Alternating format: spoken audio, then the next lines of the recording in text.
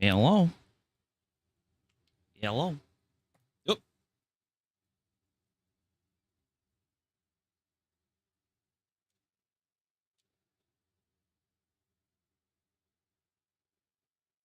All right. Hello, everybody. Oh, you guys can't see me because my camera's not on. There we go. Hi. How's it going? All right. Ow. So we got a stream today, and it's a special one. Turn down a bit. All right. So, I gotta finish this. This is good. I'm still on Paleo Day 5 now, or 4. I think I'm on 4. Can't remember. But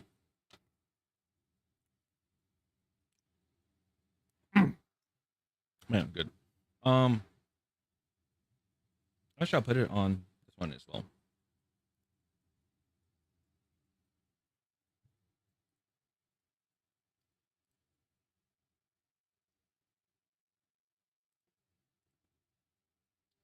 There we go. All right. So, what you guys are seeing on the screen right now. Today's a special stream because we are raising money. We're raising money for a charity called Hope for the Day. Now, what is Hope for the Day? Hope for Today. It's a nonprofit movement empowering the conversation on proactive suicide prevention and mental health education. You guys know I've talked a lot about like mental health. I mean, I still go with it. I go through it every single time. You know, and there's hardly any ways to like cope and or not cope, but like the ways to deal with it. With some, people actually complete, that process, which is not good.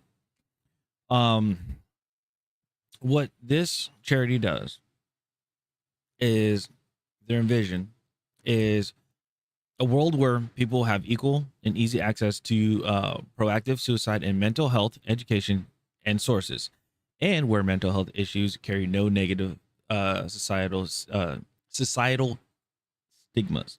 So there's a lot of people that are like people have this and it's just no fault of their own, but they have this tendency, I guess you would say, where it feels like if they were to what's the name of it, they have the tendency to where it's like if they were to tell somebody about mental health or anything like that, people would would belittle them, berate them, things like that. They're trying to prevent that. So what the solution is that Hope for the Day believes that the best way to reduce the statistics is by shattering the silence of stigma. They said our education programming is inspired by lived experience, best practices, and endorsed by the Hope for the Day, or HFTD's clinical advisory board. Our work aims to provide tools for early recognition and intervention to disrupt the highest risk factors of the mental health crisis, suicide. Meh. So, what does what donations do? What are the donations? What specifics? Every dollar. So we'll do the donation just in general.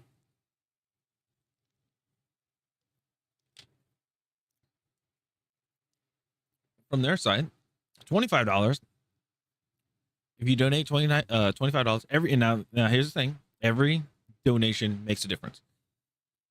For the standpoint of this one, $25. It prints and distributes 100 mental health resource cards with crisis numbers and tools. $200 builds funds a community education workshop, free for all participants. $500 equips one school with proactive mental health resources and training, and then $1,000 expands our Stream for Hope program to reach thousands more online, to broadcast it more. So you'll see more people like myself and other creators doing this as well. So there you go. Why does this matter? Suicide is the leading cause of death globally for ages 15 to 29. Silence and stigma are the biggest barriers to seeking help. Again, people don't want to talk about it because of things that they're going through, because they may seem like they're less of a person if they do, and it's a stigma that really needs to be broken. It does. Hope for the Day equips everyday people, not just clinicians, to recognize, respond, and connect others to care. This is just a whole community thing. Now, they said that every dollar raised today fuels real-world education and suicide prevention programs. $25 again gives 100 people access to resource cards. 200 unlock a free community workshop. That which basically you change a neighborhood. You change the whole neighborhood. Remember that. $500 altogether equip an entire school with proactive resources. And then this isn't about the charity. It's about action, and we're smashing the stigma together. So we're trying to make sure that people are getting the help that they need, getting the support. I had a t-shirt. I have to find it, but I have a t-shirt that says like, it's okay to not be okay. And that is what their thing is. That's what it is for them. It's okay to not be okay. So just remember that. Just remember that we have also our little donation system too. I pinned it in the chat. Every dollar, people's names are going to be on post-its. You guys got to choose the color of post-it. I have, let's see here. I have pink, orange, and then I have blue, green, and purple. And what we'll do is we'll write your name on the post-it, and then I have to figure a place where to put it. But at the end of the stream, I'll make sure to do I'll do a shout out to everybody. I'll pull the post-its and like one-on-one, like one after one, like show the post-its and everything. Now, if you guys aren't able to do a donation, that's totally fine. Another way of supporting is word of mouth. Spread this out. Let people know.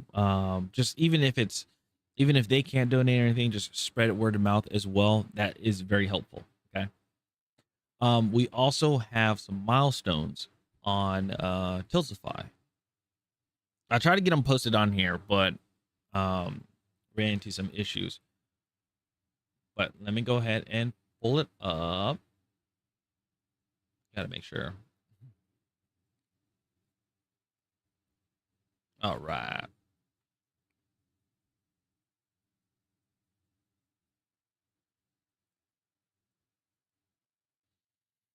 Okay, so what we have are the milestones. Oops. So breaking it down with the milestones, the overall goal is $480. If we reach that, it's gonna be interesting. We reach $160. I have to play 5 matches of Battlefield blindfolded. I gotta play blindfolded, and you guys will be able to choose what matches I play blindfolded. Okay, at $320. I know a lot of people know I'm against, like, I do not play battle royales, but if we reach $320 goal, I have to play Red Sec. I have to play it. Okay. And then $480, we restart the stream, which means we do, we hit we're at the 4-hour mark or whatever. We have to reset and do another 4 hours. And that's what those are. It's now, you guys know me. It's pretty tough. It's a pretty tough one. Okay. It's a pretty tough one. So, But we're gonna try. Okay, we're going to try. Okay. So I was wondering if I was gonna do a. Was I gonna react to? Oh yeah, I did. I wanted to react to a video real quick. So everybody knows Marathon is out now, which is good. Everything Marathon is out, which is great. I'm happy that yeah, I'm happy that Marathon is out. Some people are having a good time. People are having a great time. Some people are not having a great time. There's some controversy already. People are talking about, like, there's a clip with Ninja who was like playing the game, fought a player. Yeah, fought the player, and then after fighting the player, he got killed by a bot. And then because the AIs are, like, they're pretty strong on certain parts of the game. And then what happened was he just left. He just, like, exit the desktop, and I was like, oh. So people are, like, saying, oh, this game is already making people quit and stuff. And let me see here. I want to see the Steam DB. Apparently it did well. Yeah, so it peaked off at, here, I'll show you guys. So it capped off at, sorry, I forgot to add the browser on this one too. I was making, and I was like, okay, what am I forgetting? I kept forgetting stuff. Okay. So they capped off the or they capped off at 88,000. And that's now it's Friday, but Thursday, because it released it Thursday. It was at, where was the highest at? The highest was today. Okay. Well, that's cool. Highest was today. Now we gotta wait and see. We gotta wait and see what happens on a. I was wondering why my light's off. We gotta wait and see what happens on, over the weekend, because usually it's like, okay, yeah, you have a game that releases on a Thursday, which I still think is weird because I'm used to games releasing on a Tuesday. But the game releases over the week, cool and everything. But when the game, when the game goes through the weekend, that's where we'll usually see the numbers, because usually people are off work.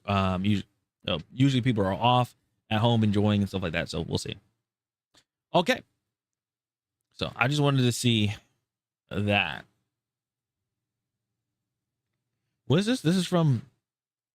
That's why I'm like. Okay, let's see. This is from Legendary Drops. This is a YouTube short. It's talking about something. Very careful when I take, like, fully sponsored videos, and I also do it under the agreement that, one, I don't sign a disparagement. I'm not going to do it. I'm sorry. Like, you cannot, out of any content creator in the gaming space, you cannot expect me to not be able to talk shit about your game. Two, the other thing is that I just say, I need to be able to say whatever I want. Everybody has the number. I ain't gonna pretend like I'm special. Asmon levels of money? No, that's fucking ridiculous. I don't need that much money. I don't spend a lot of money. I don't do a lot of shit. The only things that I do is I play video games. I play Magic the Gathering. That's it. That's why I'm, like, very careful when I take, like, fully sponsored videos, and I also do it under the Okay, so interesting.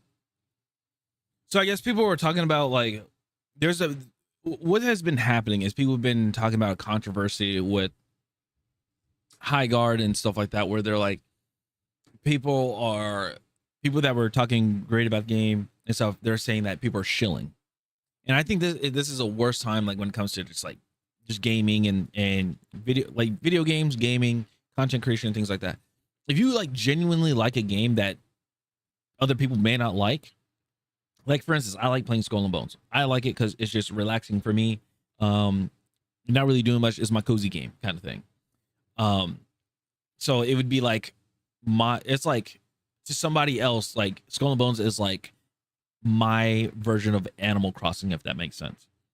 Now, people that do not like Skull and Bones, right? They would see me playing the game and talking about it, saying, like, hey, I like how we're getting larger ships now. Now we're able to get more cannons and do other cool stuff. People would say I'm a shill. What people don't know is, or a grifter. People would say that what a shill or a grifter is basically doing this for promotion of money. Like you're the reason why you're saying all this stuff is because it's for the money. Now, don't get me wrong, there are some people that are out there that are just doing it for the money. And obviously, you know, they were under contract, under like, you know, paid agreement, contract, or whatever, non-disparagement agreement, that they can't say anything bad about the game. Which hey, I mean, times are tough. People need to pay their bills and things like that. I completely understand. So like when my thing is when it comes to if they tell you in there you have to say good things about the game, even though you know, like even though you're just like, I don't know, like that's what really stinks. Because not only you don't believe, clearly you don't believe it, right? They don't like, you know, your audience won't believe it, and your audience will clearly see it in your face, you know, and in your tone and everything like that. They're like, this person's full of crap. It's just how it is. It's crazy. Okay, so Xbox. We all know that, you know, Phil Spencer retired.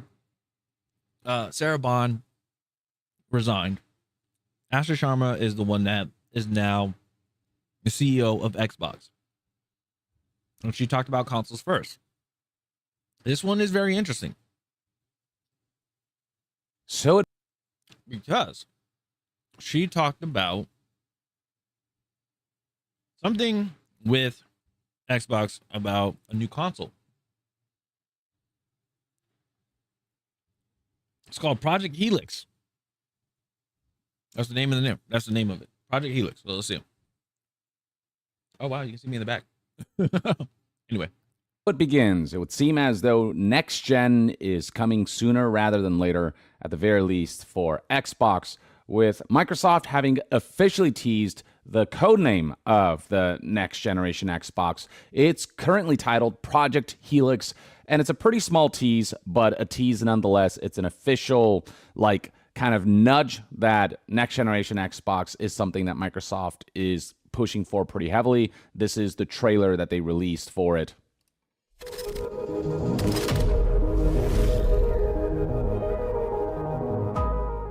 Ooh. So yeah, not a whole lot. Very small. It's a name that does, however, kind of give you hints as to what to expect from the console. Here's Asher Sharma's statement on Project Helix. Quote, "Great start to the morning with Team Xbox, where we talked about our commitment to the return of Xbox, including Project Helix, the codename for our next generation console.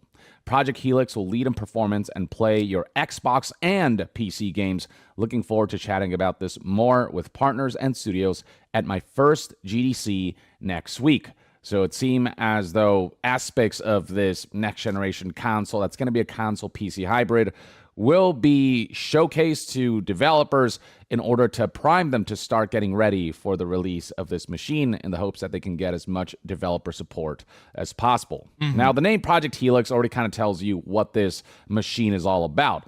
The fact that it is a helix with two kind of elements intersecting with each other, it very much symbolizes the crossover between console and PC. And we've already seen hints of that with the Xbox Ally handheld, which very much kind of showcases what the next-gen Xbox is going for, as stated by Sarah Bond when she worked at the company, where she said that the Xbox Ally does provide a look into what they're pushing for with the future of Xbox. And what the Xbox Ally does is that at its core, it's basically a Windows PC. Yeah. But on top of that is this Xbox overlay, this Xbox full screen experience, as it's called, that aims to provide something, a user interface that is really accessible via your classic like controller inputs. But the issue with the Xbox Ally is that ultimately it's still running on Windows, whereas something like the Steam Deck and the Steam Machine will have an operating system that is dedicated to ensuring you can get to your games as quickly as possible with as little friction as possible. Windows is still... But the thing is, when it comes to the Steam Deck, yes, I have one over there somewhere. But But the downside to having the Steam Deck and everything is as well, and it's the same thing with the ROG Ally X, the Xbox ROG Ally, having that handheld as well, is that you don't actually get full access to your games. Even if you paid for them, you don't get full access to them. There are, looking at my library, I don't even get even half the games. The only game I've been playing on my Steam Deck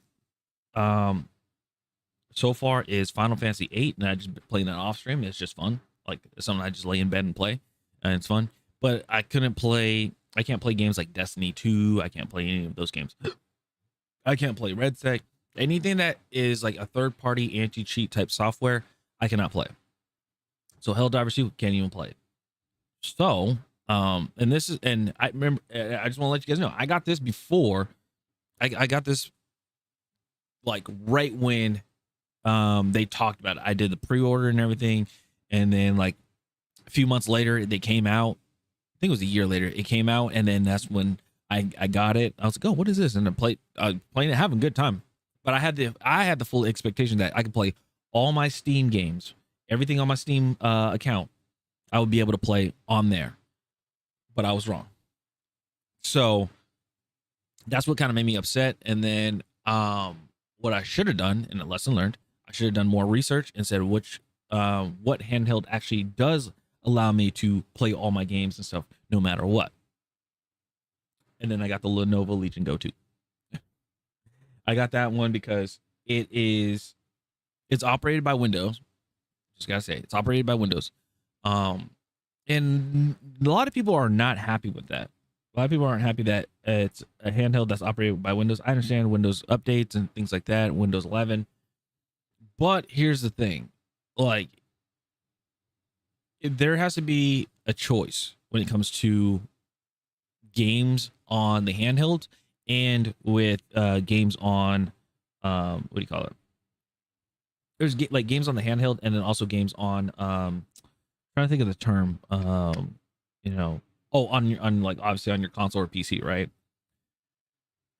You either have to get rid of the third party software, which is the anti-cheats, which they're not going to do, or you got to have somehow have it optimized for handhelds.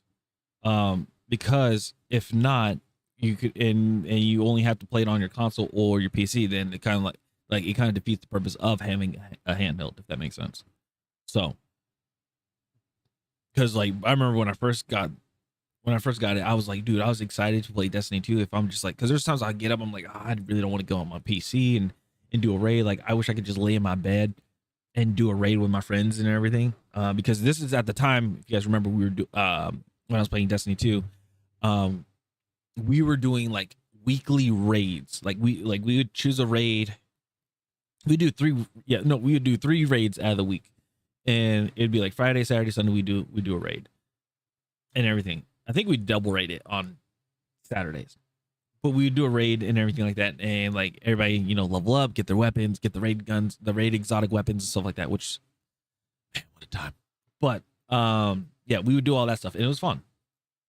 But now, and like I said, and then I thought, having a Steam Deck, I'd be able to do it. Nope, not at all. Because of the third-party software, and if you try to brute force it to be able to play on your handheld, which rightfully so, you should be able to play on your handheld, you will get your Steam account terminated, so you'll get banned because you are tampering with files in the system. Yeah. So, again, for the Steam Deck, I highly recommend anybody who gets it. If you guys are having if you have one now and you're having fun with it, cool. But just take note that not all the games in your Steam library are going to be able to play on that.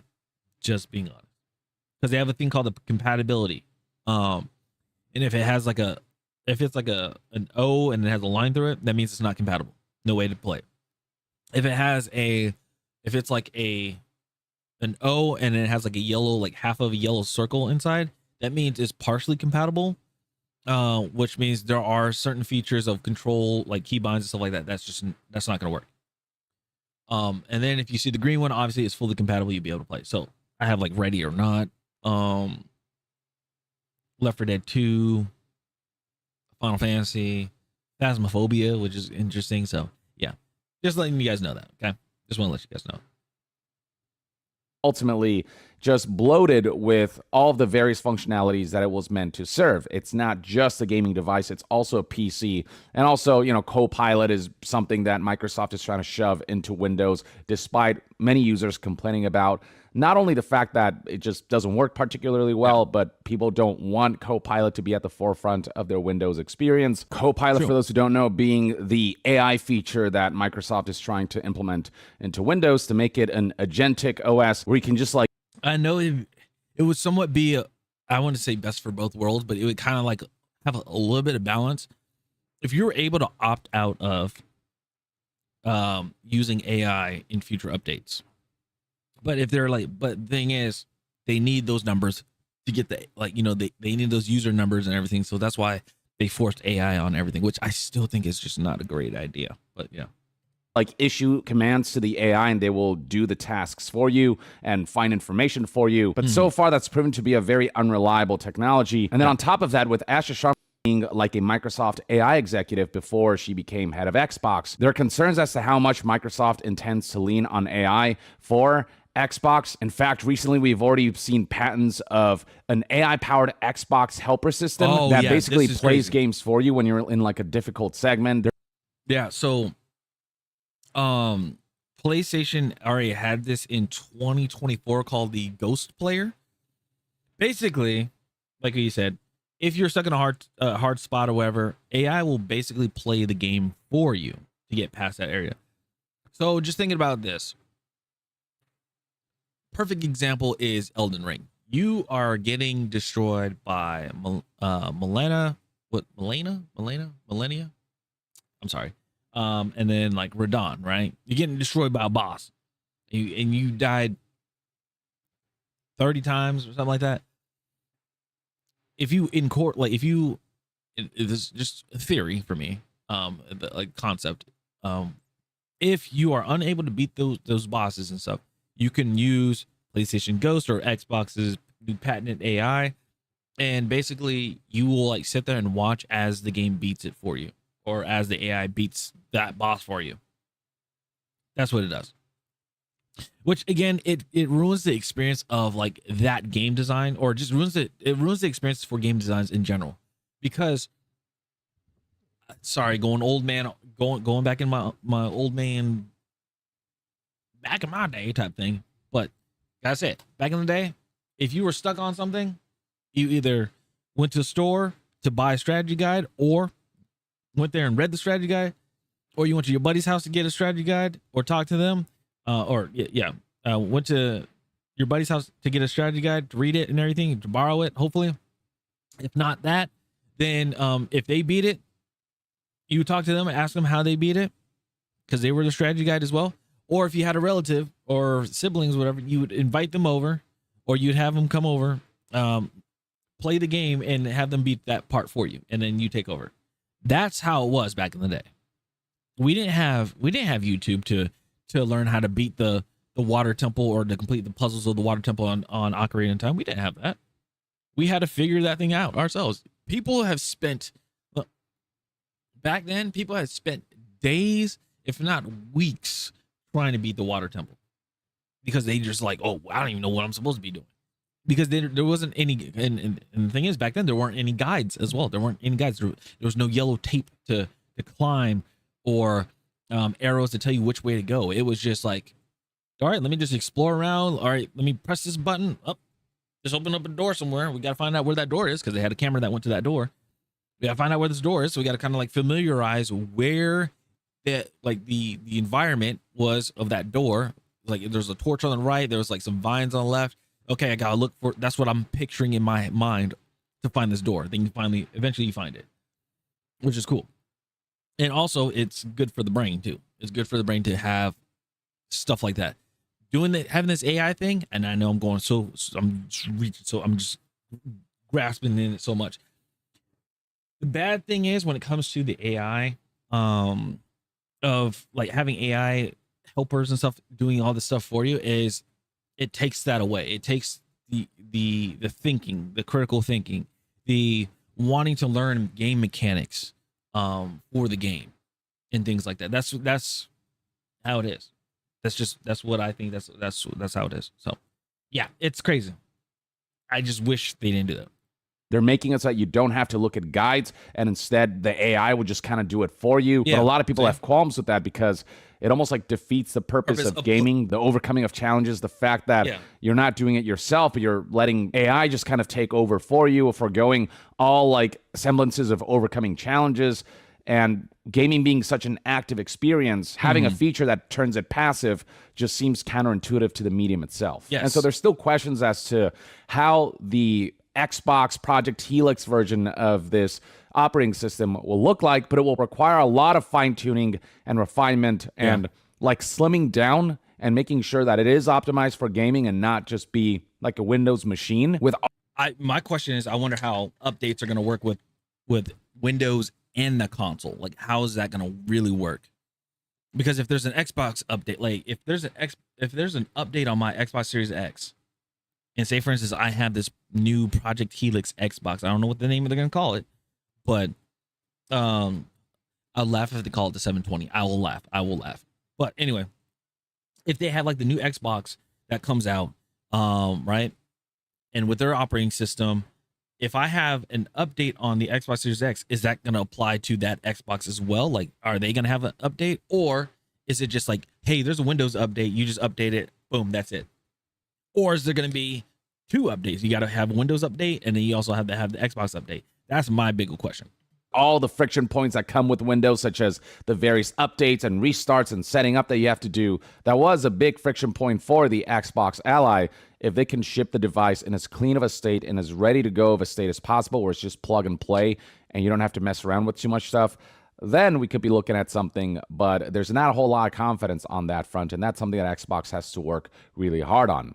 The big issue that I have with the Xbox ROG Ally is that it's just an existing piece of hardware that's already been out. People already have people play it. The only difference is they just integrated an Xbox overlay into it, and that's it. Like, that was the only thing that, like, that's why I didn't get one. That's why I feel bent out of shape about Microsoft and Xbox going that route, because the way how they were going, and maybe because of just how I thought about it, but when they said, oh, we're working on a new handheld hardware, it's like, oh, the first thing you're thinking about is it is a Microsoft owned device. You're thinking of it like another console, like an Xbox or an Xbox 360, Xbox Series X, Xbox One, things like that. You're thinking about all of those things, but it's not. It was just, hey, we partnered with ROG Ally. We partnered with ROG, and we made a handheld. That's like PlayStation saying, hey, we're coming out with a handheld too, and they're like, hey, we partnered with Intel to make a handheld, or we partnered with Logitech with the Logitech cloud gaming handheld. It's like having that. That's what it seems like. Windows Central itself highlights in the report how Project Helix will essentially be a gaming PC with the Xbox full screen experience from the Xbox Ally handheld at its front end. And Microsoft is apparently working around the clock to make the Xbox full screen experience for a PC feel as close to a polished console experience as possible. But really, only time will tell. And at the end of the day, the fact that Windows is still the foundation of this operating system makes this all very disconcerting. It's not like a version of Windows specifically tailored for gaming. This is just straight up a PC. Now, the article here talks about how this will be the most open Xbox ever, how you'll be able to... It's like I want to say a mini. It's not even a mini PC. It's like a baby mini PC. I don't know. It's because if I'm going to guess, it's going to be about the size of not exactly the size of a graphics card. The length of it probably will it be bigger. I don't know. It might be smaller than. I'm gonna say it might be smaller than the Xbox 360. A little bit smaller, like slightly smaller than the Xbox 360. That's my wild guess. boot up the Windows desktop if you want from here, install other PC stores such as Steam, Epic Games, GOG, Riot Client, Battle.net, and much more, and play all of those on this new Xbox. In theory, you'll also be able to install Adobe Premiere, Steam Labs, and other content creation tools, and just any software that really runs on Windows 11. But presenting this as like, oh my gosh, this... I will say, sorry to keep pausing. I will say it would be kind of cool. If it is running on the Windows operating software and everything, it would be kind of cool. Whoever is going to do it, I know somebody's probably going to do it on YouTube, making a video game using the new Xbox console. That'd be kind of cool. This console will allow you to do everything. It's just another way of basically saying that what they're ultimately shipping is just a PC. We have to dispel the notion that Xbox is breaking new ground unless they show features that break new ground in this hybridization of consoles and PCs, because so far it's just sounding like they're shipping a PC with a front end. And one thing that I'm concerned about is the price point of this machine, because of the fact that it can no longer be subsidized as much as the Xbox could, because once upon a time Xbox followed a traditional console model where they would ship exclusives for that console and be the software sales, the exclusive sales that would subsidize the cost of the hardware.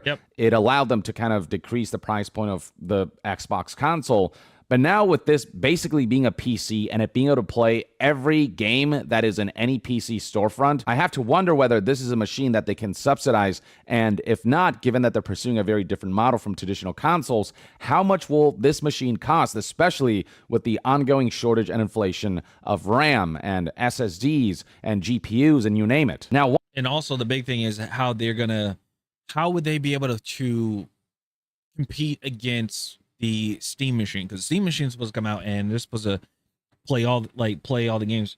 I think they're on the Steam. I think they're also using they're going off the Steam operating software, I believe, or operating system. I'm sorry, not software, but operating system, I think. But if not, if it's just Windows, then you can just download the Xbox app and then have that on your Steam machine. So my thing is, I would just want to know what the price to performance, and also just the price to performance, and just really overall the performance between the two. One advantage that Project Helix as a PC can have over other PCs is the fact that every unit of Helix that is shipped will all have basically the exact same specs. Maybe there will be multiple SKUs, some that have more, like storage space than others, or some that are more powerful than others in the way that Xbox Series X and Xbox Series S did, but it's not going to be a whole lot of variety. With traditional style gaming PCs, specs kind of range across a wide spectrum. But with this Project Helix, even though shipping games on Project Helix will basically be shipping a game for PC, they can optimize the games to run as best as possible on the very specific specs of Project Helix. So it'll be PC games that will maybe potentially have like a Helix setting. In the same way that when Steam Deck launched, because that is still one spec that everyone got to utilize for those who purchased Steam Deck, and it got popular enough that a lot of people adopted it, developers started coming out with things like a Steam Deck like setting preset for their games. So the potential for better optimization, because Project Helix is going to be a gaming PC with one set of specs, or just a handful at most, again akin to Series X and Series S. It may very well be that Helix will pave the road for really optimized PC gaming. But at the same time, no doubt Helix will not be the most powerful gaming PC either. It will be fairly powerful, judging by the way Ashish Sharma says here that Project Helix will lead in performance. It'll likely be more powerful than the Steam machine, though also likely significantly more expensive. But for it to have mass appeal, it can't go above a certain price point, and it still cannot be the most powerful device, because making it the most powerful device would make it like exorbitantly expensive. And so for the hardcore PC gamers, they're still probably going to stick with, the latest and greatest in terms of GPU, CPU, and, all the customization that can be enacted with your own custom PC. Also, big thing is with that is it future proof? And I know it sounds very redundant on that. It sounds dumb to say that. Like, is it future proof? I know for mine, like my computer, I'm going to have to get a new... Oh, that's just the light on my GPU. I'm sorry. But I'm going to have to get a new power supply. I know that for sure. Power supply is supposed to go for 10 years, and I've had mine for 5. But I did notice I have noticed there's some issues that have been going on. But I'm saving up for that. I'm saving up for the power supply. Anyway, yeah, that's the other thing. Just upgradability. These new titles that are coming out, things like that. Remember, PC games that are being made in AAA, especially. They expect to have you have to have the top of the line hardware to just even run have a good experience on a game. Now, how would that work when it comes to the this Xbox console or the Steam machine? How is that going to work? Are you going to be able to upgrade those things? If not, is there going to be some way to upgrade it or something like that? If that, you know what I mean? You know what I mean? So it's people that still got 1080 Ti's, that people that have 2080s or something like that, 3080, that are still playing games to this, that are playing games to this day. They're struggling. They got to upgrade their GPU if they want to play, and probably their CPU and their RAM as well. But for Xbox, you can't really do that. You can't really just upgrade it, upgrade a component. You have to buy a whole new console, a whole new system. And that's what happened when Battlefield 4, GTA 5, when that came out. We had I don't know about PlayStation, but I know for Xbox, we had the 360. It was still out. And the Xbox One was just coming out. It was just coming out. And then that's when they had that that's when we started the whole cross generation thing, which at the time was if you bought Battlefield 4, I remember this. If you bought Battlefield 4 on the Xbox 360, if you bought Battlefield 4 on the Xbox 360 and GTA 5 on the Xbox 360, and the Xbox One came out and you got an Xbox One, if you bought the game within 2 months of, if you bought the game within 2 months of the change, then you would be able to go to GameStop and trade your game in, and they would give you a brand new copy of that new generation, for that new generation console, which was pretty cool. So, yeah. Organizations that will suit the level of powerhouse that a lot of PC gamers tend to pursue. But yeah, the message here is clear. Microsoft wants to make Xbox as accessible as possible. They want the next-gen Xbox to be as open as possible, make it the one-stop device for all of gaming, including PC games. And they want to ship their Xbox games to as many platforms as possible. Yeah. They're no longer doing the traditional console-exclusive model. And I don't particularly know how good of a model this will really be, because at the end of the day, you can still play Xbox games on any platform. Halo is still coming to PlayStation 5 and whatnot. So at the end of the day, you don't necessarily have to purchase this Project Helix Xbox device to be able to play Xbox games. And that's ultimately where the folly of this strategy lies. Yeah. Now, Asha Sharma has promised before that one of her 3 commitments is the return of Xbox. So I don't know if there are plans for Microsoft to kind of go back to more exclusive releases. But even then, Xbox as a brand has lost just a lot of its power and its definition because of how kind of spread shot everything has been, especially with the campaign of everything's an Xbox. This is an Xbox, which is one of the things that basically got Sarah Bond fired, or at least not promoted to head of Xbox over Asha Sharma. And now shipping an Xbox console that isn't really a console, it's just a PC, an experience that you can have without having to rely on Xbox and still be able to play Xbox games on top of PlayStation games that are launching or have been launched on PC, on top of, games that are released or just PC. I still don't see how all of this paves the road to this Project Helix being something that will significantly boost Xbox as a brand, given the current strategy and landscape of things when it comes to Xbox. The one thing I will say is that if they manage to make Project Helix just a really accessible way to play PC games and to game where the Windows frictions... Hey, Sonic, thanks for the raid, man. I appreciate it. How you doing, man? Ladies and gentlemen, Mr. Sonic Bats. Go give him a shout out. Or not shout out, but go give him a follow. Appreciate you. I was, you're probably playing Marathon. No, you're playing High Guard. Wow. Okay. You're playing High Guard. Yo, happy Friday Eve. I appreciate it. Actually, technically it's Friday. But yeah, man, hopefully everything was good. Hopefully you were having fun playing High Guard. I thought you were playing Marathon since it came out and things of that nature. Yeah. Well, hopefully all's well. All's well. All's good. We're over here reacting to Young Yeah talking about the new Xbox, or sorry, not new Xbox, but Project Helix that Microsoft is talking about, which is interesting. So, don't have Marathon yet. Might have it tomorrow. Oh, what you're playing on? What, Xbox? Right? You're playing on the Xbox. I know you have PC, but I think you were telling me that you're waiting to upgrade your PC and stuff like that. I'm telling you, once you go PC, it's kind of hard to go back to console. Like your console, like the Xbox becomes a fallback. Let's put it that way. Because then you start doing things where you get like you can get zero input latency, or like very small input latency and things like that. So I'm just saying. Yeah, Xbox for now. Once I get it ahead of money, and whatnot, I can update. You mean upgrade?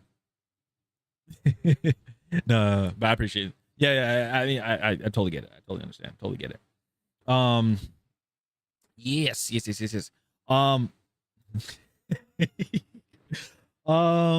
Yeah, man. No, I totally get it. I understand. Totally feel it. Yeah, I'm sitting there. Same thing for me when it comes to work and stuff like that. Tough. It's tough in the streets. Tough in the streets, especially in the gaming field. Very tough. But yeah, I understand. Hey, if you got a rating and leave, I totally understand. I totally get it. If you want to hang out, by all means, you're all welcome to. Also, just to let you know, you got 6 achievements left on High Guard before it shuts down. Oh, so what's a rate? Are you achievement? You're achievement hunting? Is that what you're doing? That's what you're doing? Race against clock. Gotcha. Maybe. No, it seems like you're going to do that. Looks like that's what you're doing. Yeah. Let's see. We got 5. Okay, so 5 minutes. I'll talk about charity. But yeah, today we're doing a charity stream. It's called Hope for the Day. It is to be proactive against suicide and mental health. So yeah. What I encourage everybody is, the best thing to do to support is word of mouth. Let people know about this organization.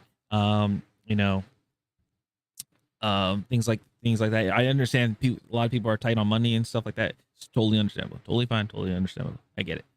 But at least spread it word of mouth that there is this organization that's trying to help people and trying to break down the social stigma of thinking that if you need mental help, that you're considered like a stigma of like berating people. You don't need that. You need people to be alive. So, but we'll talk more about it at the top of the hour. But yeah, we're doing this, and then after that we're going to be hopping in the battlefield, and then donations. I have it linked. I have it QR code right here. Right here. And then also we have there's I was gonna say a banner, not a banner. What's it? It's on Twitch. It's on Twitch. I have stuff about me, and then I have it right there. You guys know what I mean. A panel. There you go. Panel. I have a panel there. That takes you straight to the campaign where you can donate. And things like that. $1 puts you on a sticky on a post-it. You choose what color. And then $5 when we play Battlefield, you'd be able to choose what gun I use. And then $10 is you choose the loadout plus the gun. And then I believe $20 that we're doing is you choose what mode I get to play. Yeah. And then we got goals. 160 is $160 is when we reach that goal, $160. I have to play 5 games blindfolded, which I need to go find when we go on a little break. Thanks, Nightbot. Yeah. So we have that, and then on top of that, 320 we get 320. I have to play Red Sec, which means I have to play Battle Royale. And then 400 and what is it? $460. 480. Sorry, 480 is basically a reset. I have to play the stream again. So yeah, it's very interesting. Anyway, let's keep going. Stuff they managed to somehow remove and eliminate and just make it a very intuitive user experience that even people who like are casual gamers can just easily dive in, then maybe the potential here is to make PC gaming a lot more accessible and less complicated, and having to deal with less, and you can just press a button and it'll turn on and you're already into your games. You don't have to worry about what PC components to buy. You don't have to worry about building it. You don't have to worry about which pre-builts to go for. But that's the fun thing. Building PC, I wish it wasn't expensive now, but Henry Cavill said it amazingly when somebody asked him about PC building. They said, you built your own computer. Like, why is that? Why did you do that? He said, can you explain? Somebody said, can you explain to me? And he said, it's like Legos, very expensive Legos. But he's like, it's like, you're plugging in all these expensive pieces into all together, and the satisfactory is when you turn on that. You plug all these pieces together and everything, and you turn it on, or with the fear of turning it on that it would blow up.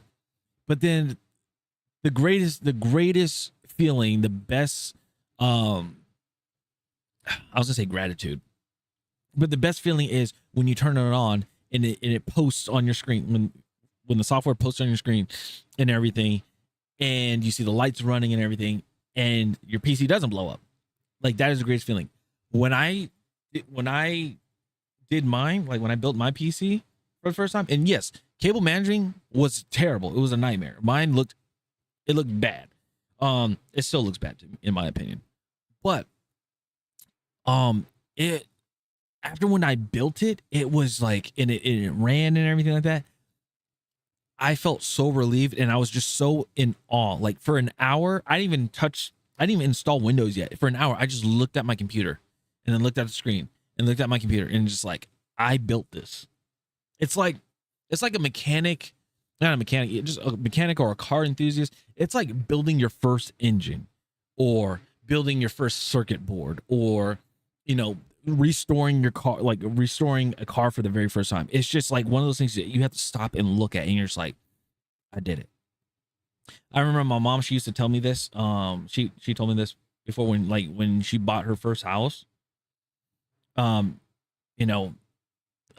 running around in the house and everything, and she would go into the house and find one spot. There'd just be a spot. She would stand there and she would just look around, and she's like, this is my house. This is my home. Nothing in there. No furniture is not in there yet or anything. It's just brand new. It's boom. And it's so cool. I love that.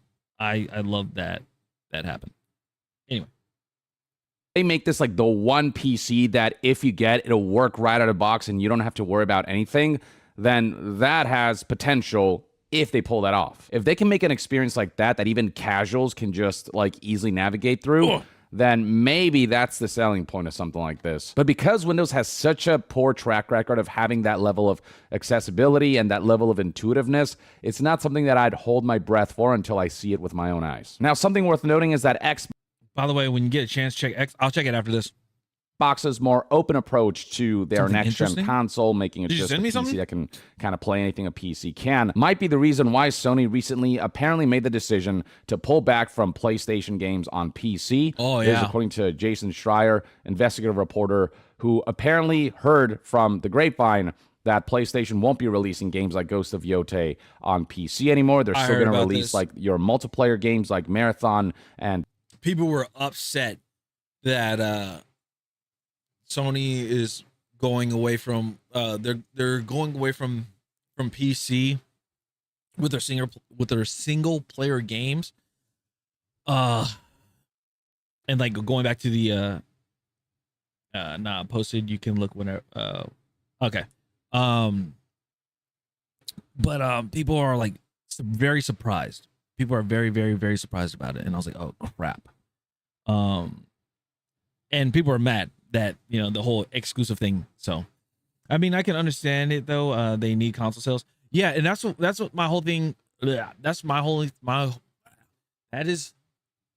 whole thing when it comes to Xbox as well with exclusivity. I know people don't like exclusivity, but they're known flagship titles still be exclusive. Everything else, if you want to put it on like, PC and stuff like that, totally fine. But like Halo, Gears of War, Forza, keep those on Xbox. Keep those as an Xbox exclusive. That helps drive sales for that console itself. It helps the company in the long run.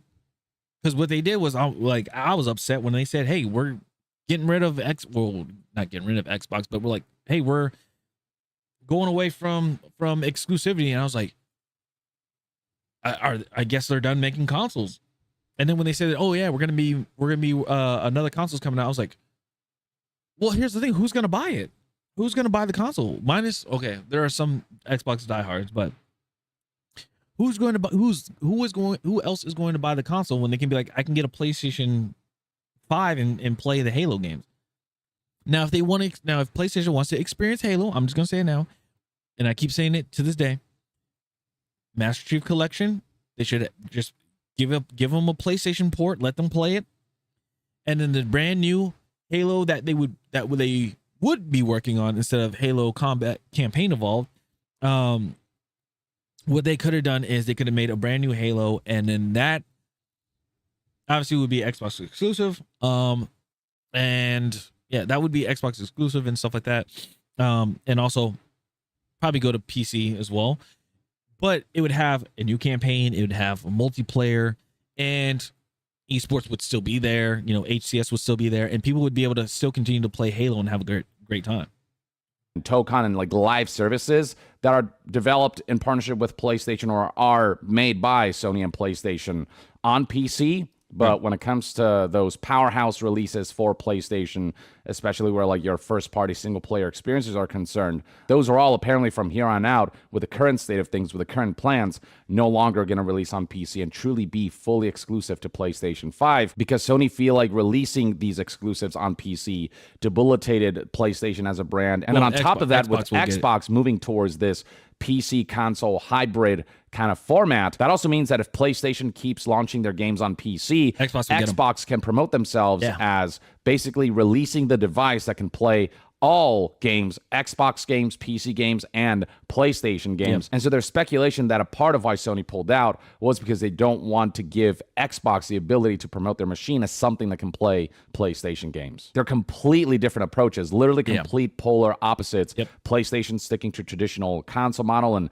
kind of going back to even more exclusivity instead of allowing their games to release on PC, whereas Xbox is saying we want to ship a machine where you can play Xbox games and everything else that comes out on PC. But with that comes the risk of kind of diluting what Xbox really even is. And so I'll be curious to see if they plan to do things with Project Helix that will make it more than just a gaming PC with more defined specs, or if it'll ultimately just be a PC that, there's not a whole lot of reason to like choose the Xbox over other PCs out there if you're like a hardcore enthusiast, or even like the Steam Machine, based on what the price point of that will be in comparison to Project Helix, and the Steam Machine being kind of a more favored option, and the fact that that's competition for Project Helix as well, might mean that Project Helix won't be able to stand out, or won't be able to really have a mass level of appeal, won't be able to reach a price point that makes sense. There are all of these factors that are still unknowns, but could define whether Project Helix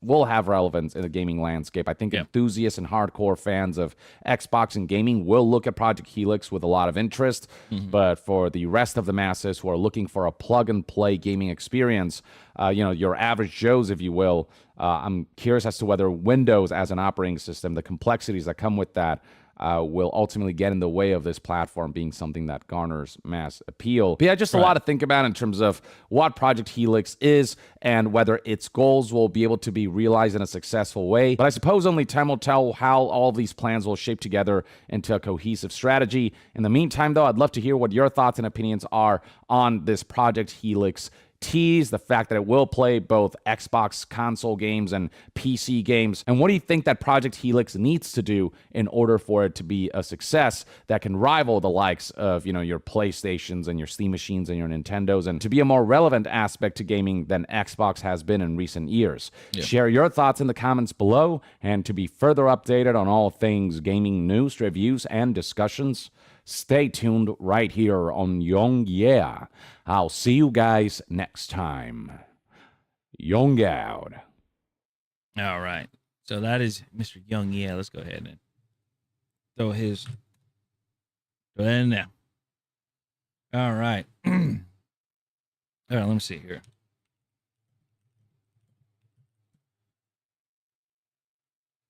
All right. So, ladies and gentlemen.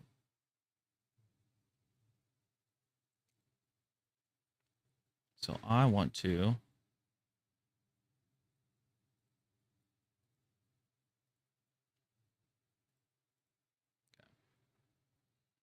All right. A little bit past the top of the hour, but I want to show you guys this. Here we go. Mental health, like physical health, is something we all have. When we talk about mental health, it's usually about depression, anxiety, and thoughts of suicide. But what's not said is that it affects us all. Think of our mind like a bottle of soda. Life shakes us up. And inside, the pressure builds. That pressure is looking for somewhere to go. And if we don't release it, it grows. It grows to the point where we can't enjoy the things we used to, we can't leave the house, or even get out of bed. We have to find moments to open up and release it. It can be as small as sitting still and taking a deep breath. When we talk to each other about what's bothering us, the cap comes off and pressure releases. Forget the stigma, all of us need to talk about our mental health. Start the conversation with hope for the day. We are in this together.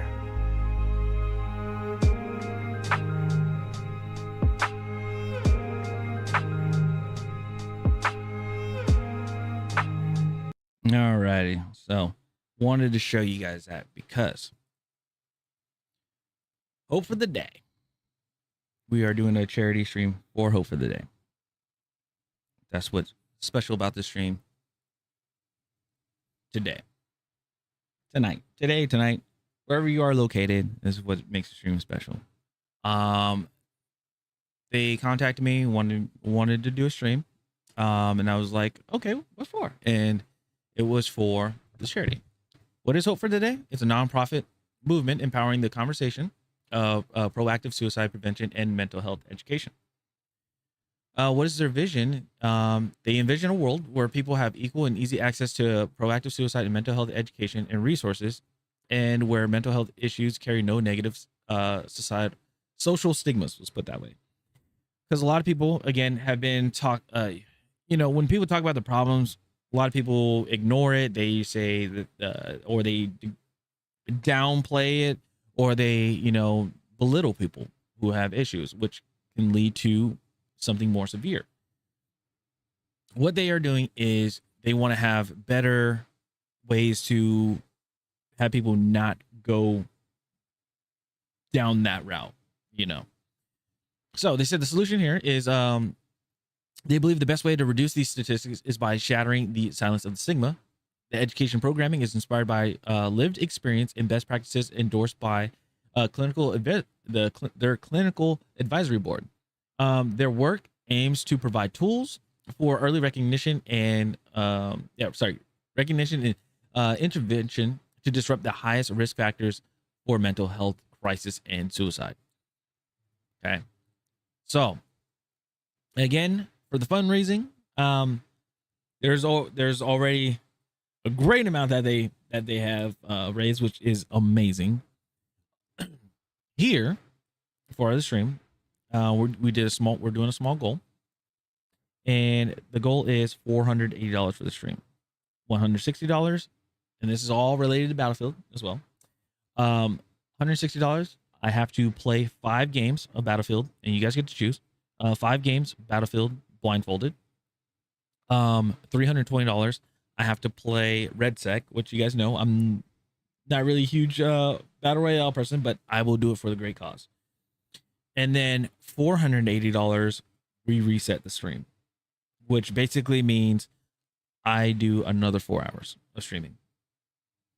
And then for the goals for that one, they're gonna kind of like, we'll just see what's going on there. But yeah, it is amazing. For their donations, they have said this, and I will actually, you know what? I will show you guys this one. So here with the fundraising impact, they said that every donation makes a difference. $25 prints and distributes 100 mental health resource cards with crisis numbers and tools. $200, they fund a community education workshop. So basically, you just saved a whole neighborhood. And then you have $500 is one school with proactive mental health resources and training, saving a school. It's big. And then $1,000 expands our Stream for Hope program to reach thousands more online. So it's helping build more of, streams like this, which I think is awesome. So I'm gonna say this: I would be, I wouldn't be surprised if they show up at GCX. If you guys remember GCX, the Gaming Community Expo, that happens every year. Usually, I think it's here in Florida, in Orlando.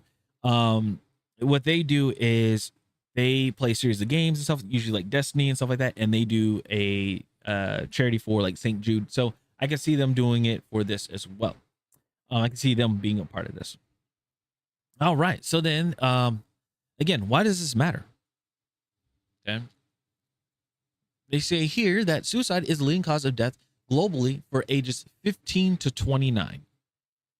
Silence and stigma, are the biggest barriers to seeking help. And then Hope for the Day equips everyday people, not just clinicians, to recognize, respond, and connect others to care. And again, it's just like, I love that. I should also put this in here. So let me go ahead and, oops. Let me put this as a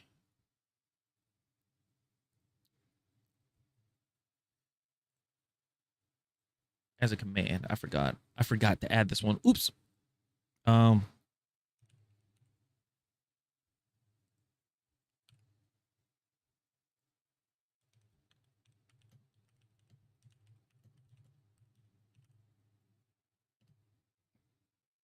Okay. So then also there is a I can't remember. There's a resource page, which is right here. I'll show you guys here. So if you guys do type in !help, I just put that command in, sorry. !help, you will get this, which is basically a crisis hotline. And also you'll be able to find any facilities near your location. If you type in your zip code, you'll be able to find areas.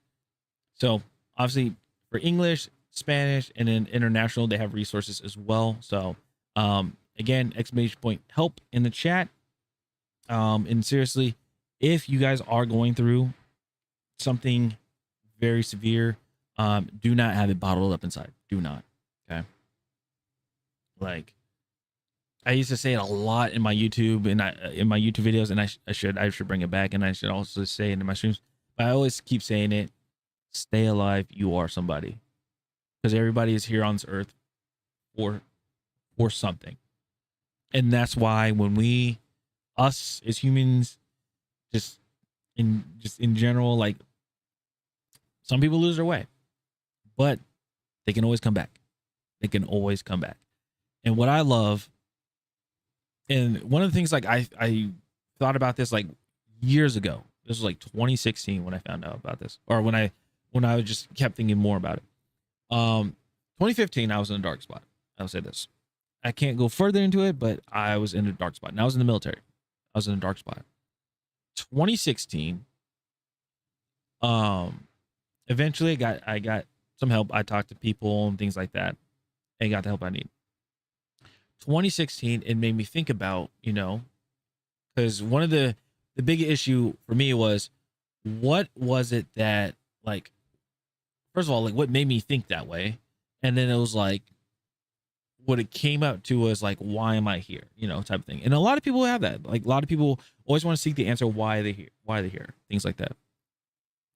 But I talked to a chaplain in the military, and I will forever be grateful of my chaplain. He said, you will never figure out why you are here. You never will.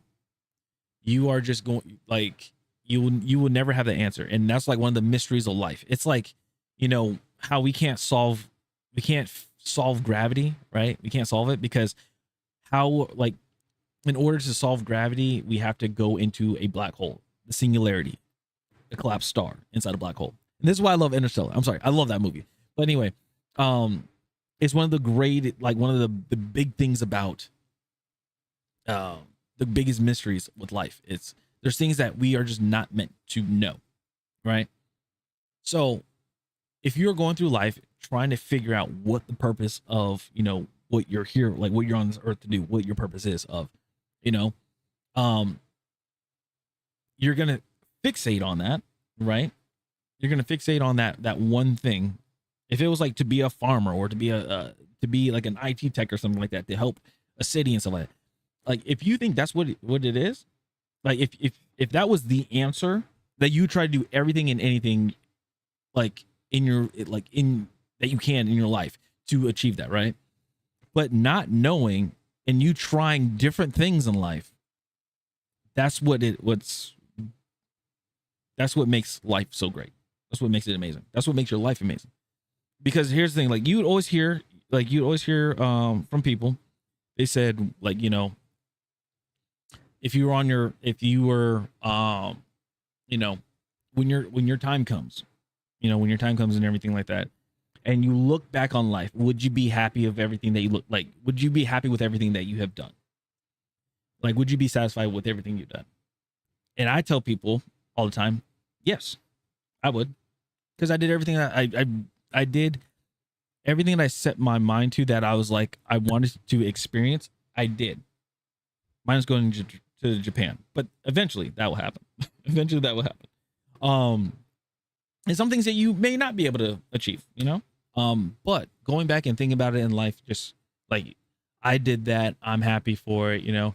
That's what makes me enjoy a lot of stuff in life, even the tiniest things. Like I remember years ago when I wasn't on paleo. I'm sorry, I just keep talking about it. But like when I wasn't on paleo or whatever, dude, just even having a little bowl, like just having a bowl of cereal, going to the store, going down Walmart and grabbing a bowl of like Captain Crunch or Cinnamon Toast Crunch, right? Having that in my pantry. And when I get off stream, I'm like, dude, I'm so excited. And they're like, why? I'm like, because when I get off stream, I'm gonna eat a bowl of cereal. And people are like, you're so excited about cereal. I love it. Like it's just the little things. It's just like because it reminds me of my childhood, and just like it's just great. So where I'm going with this is when it comes to just things in life, it is okay to feel down. It's okay to feel down. But it's also okay to be excited about things as well. Like be excited about stuff that happens in life. You're not gonna always have the answers. You're not always gonna have the answers. You're gonna just, you know, this is how it is. You're not gonna always have the answers to life, because then life wouldn't, if life was that easy, people would still be stressed out that life is that easy. I just gotta be honest. So yeah, that's what I want to talk about. But anyway, let's go ahead. Let's get into some Battlefield. I know I yapped your guys' ear off. You guys are like, come on, guys. Come on, let's play this Battlefield. We're on the PSR. Still leveling that gun up. We're still leveling up the PSR. So it's going to be interesting. All right. Here we go. Before I do, I need to go refill on water. Yeah. I need to go refill on some water. I should be back. Give me 1 second. There you go. So I'll be back. Yeah, let me get some water. I'll be right back. Uno momento. Excuse me.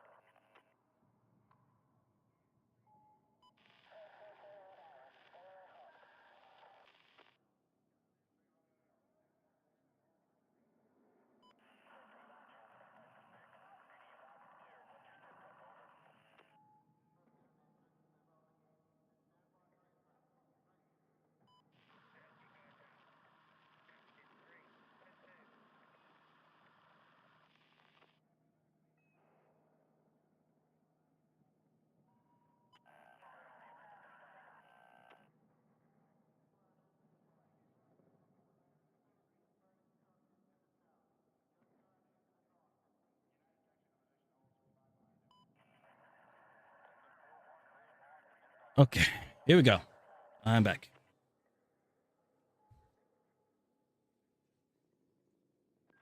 Okay, I'm gonna have to. I have to find that the blindfold. Whoops. Okay.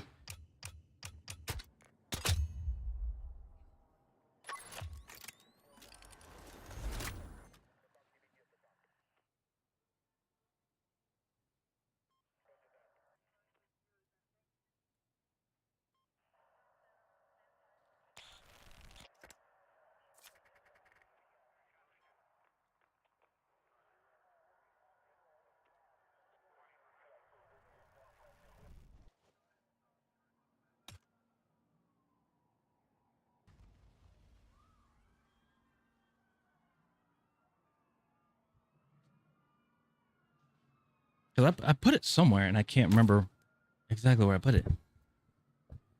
All right.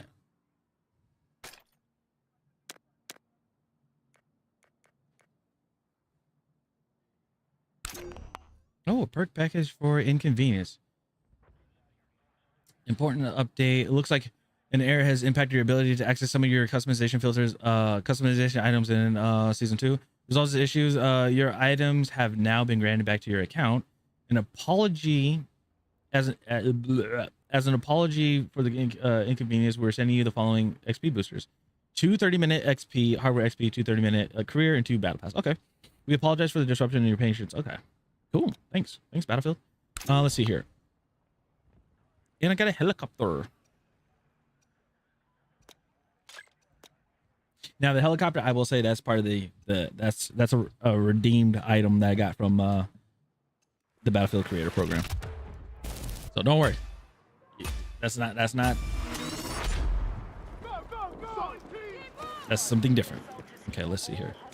What we got? What's the status? Let's see here. What we got? Okay, let's get up here. We're not playing defenders this time. Or yeah, so we're not playing defenders this time. I could be that guy. Okay. Yeah, I could be.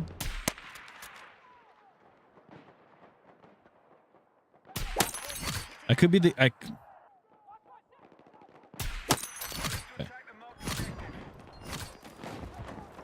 I'll wait until after I'm done. Cool. I'll wait until after if or when I die. Okay. Nope. Didn't hit that. Oh, we already got it. Okay, never mind.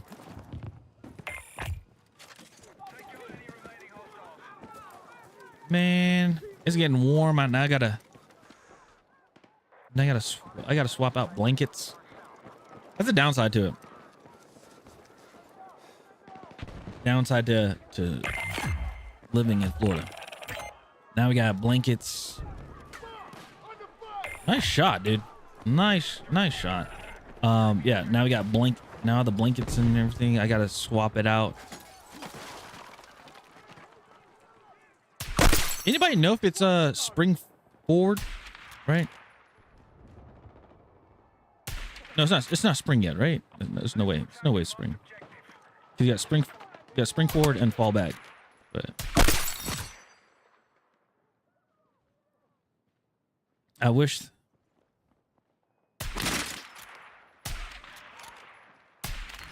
No, I wish there was. I still wish that I was able to. What's the name of it? Yeah, he's a bouncy one. Yeah, I still wish there was a day, not a day, but I wish living in Florida that it wasn't so hot, so humid. But I mean, what can you do?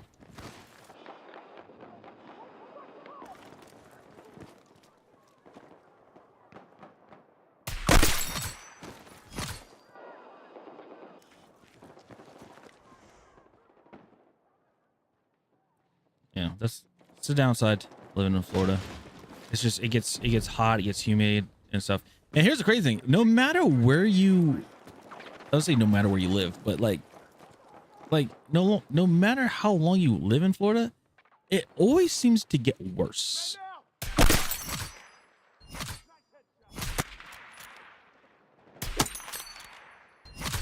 That's what it seems like to me. It's just like, it seems like when I first lived here, it was like, okay, you know, whatever, you know, it's just, you know, it is what it is. It just seems like it got worse and worse and worse. One only cat. I believe on the 8th we set the clocks forward an hour. Oh no. That could be like, I don't know, maybe Streamlabs is predicting it.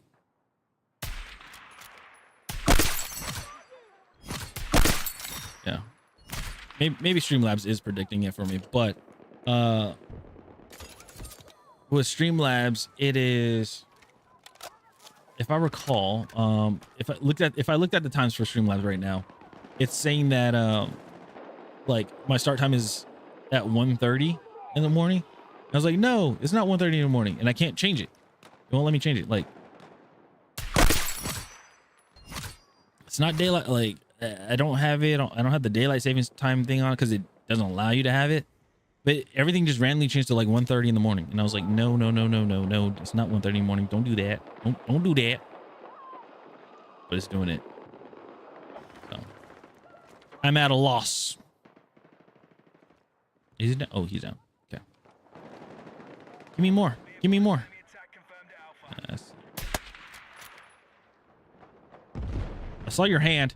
Give me your hand again. Give it. Give me your hand. Let me shoot your hand. I shot your arm. Give me your hand. I see what you're trying to do, Mr. No Cap. I see you.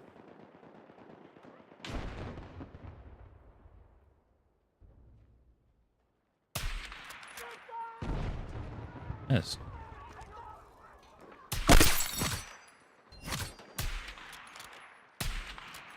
Oh, excuse me. Beg your pardon. Hold on. Oh, you. I'm hit. Medic. Medic.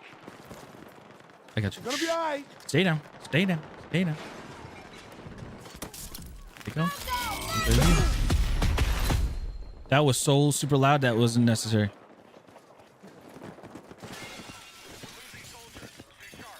Yeah, that was not necessary at all.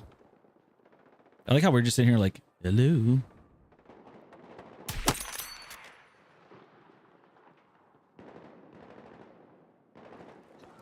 I'm sorry. What?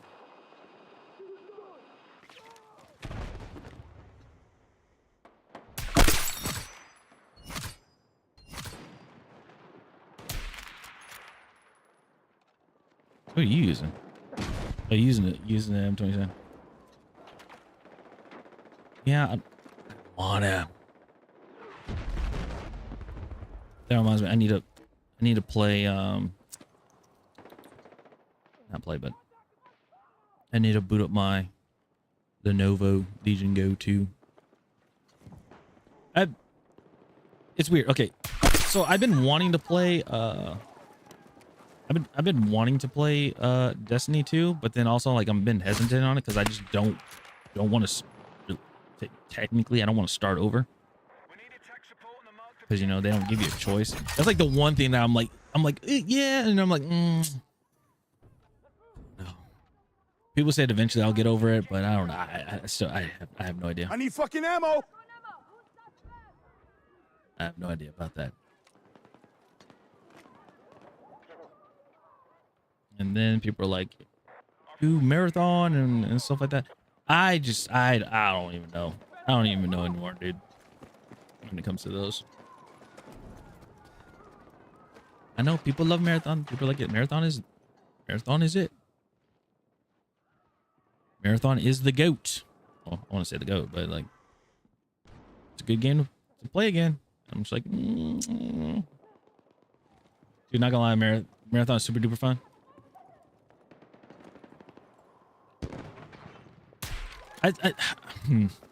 I don't know if it's probably because of me playing. Need ammo and fucking dry. Give me ammo. Oh, damn it. Maybe it's me. Like, it's probably because of my experience when I was playing DMZ on Modern Warfare 2 is probably the issue. But it was like I put so much time and stuff in playing that, and then it just like, yeah, we got updates and everything, which was cool, but then it's like they gave up on it because I got sick and tired of like like packet bursts and then packet losses. I got tired of that, and then when you die, you lost all your stuff. Like it doesn't matter even if you disconnected. It's like, oh, you got disconnected from the game, you lost everything, and you're like, especially when you're doing like quests and stuff. So like there's that too. So I don't know. And then the whole thing with Destiny 2, where they did the whole power reset because they want to implement a new armor system instead of just making a third game. Yes, I'm still upset about that. Yeah. I got caught up in all the I got caught up in getting all the achievements for the Kingdom Hearts games to play anything new. Nothing super sweaty either. I mean, I heard some people the people are getting in the groove of the game, so they're starting to become sweaty. It's what I heard. I don't know if it's true, but it's what I've heard. And then people are getting on console because they're able to turn off crossplay, which I'm like, okay, interesting. See, again, like those games, I'm like, okay, fair, things like that. Then I heard about Division 2. Did you guys hear about that with Division 2? You guys hear did you guys hear the news of Division 2? Let me put it that way. If not, I will let you know.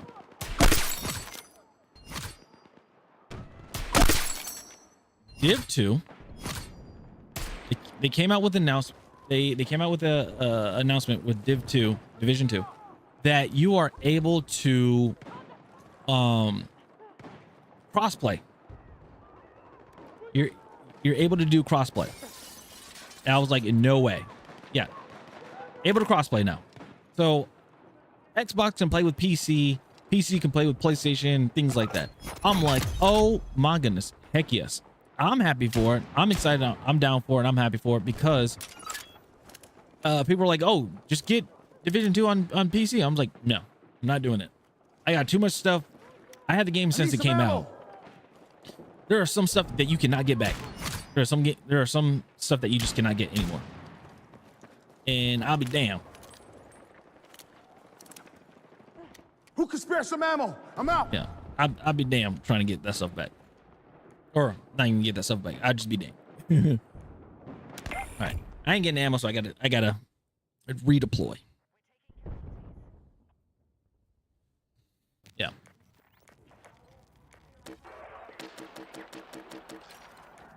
I don't want to spawn. I don't. Back on headquarters. I was like, I don't want to spawn on.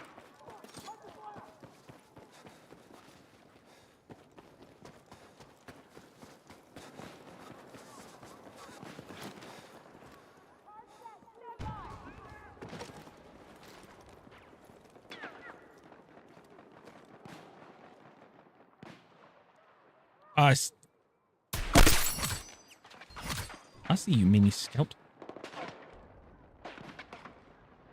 If I aim low and shoot, I'm gonna shoot my boxes. I can't do that. Hold on, let's try this. Here we go.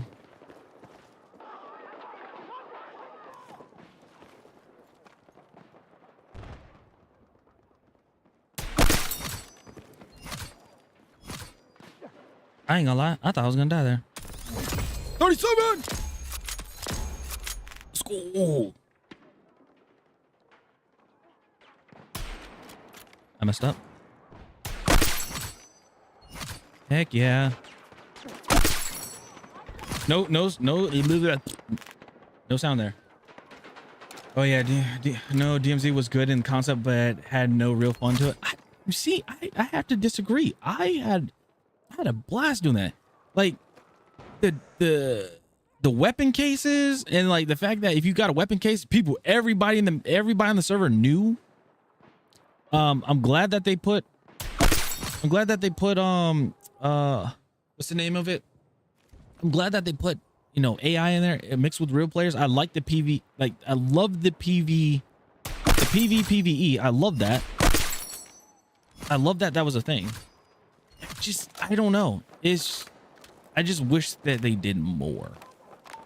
But it was like, hey, this is secondary mode. And then on top of that, they had campaign. They had a campaign mode, and I was like, okay. Or not camp, you know what I mean, a co-op. And then they also added a raid as well. So I was like, okay, this is interesting. They're really leaning into like the PvE side of it, and I enjoyed that. But then they just stopped because at the time it was still in the Warzone first type thing, which I still think is, you know, like I can understand, but then also it was just weird,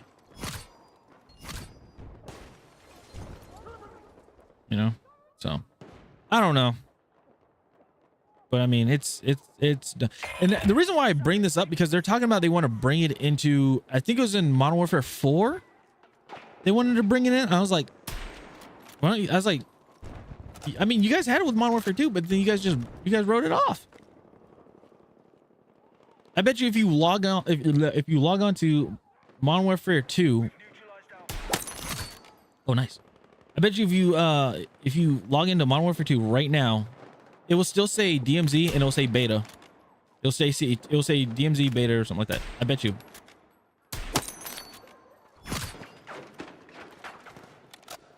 They're not happy that I'm finding these angles and just dropping shit.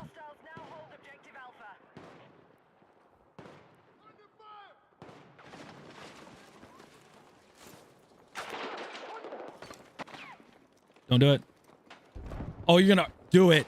I was gonna say don't do it, but actually do it. Yeah, watch out.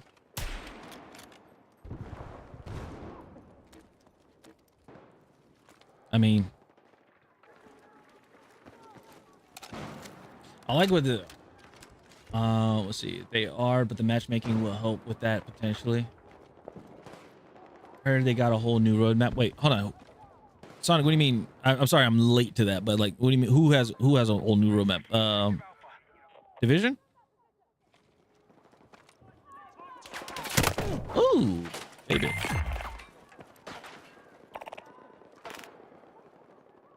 I probably got tagged by a sniper. Yeah, I did.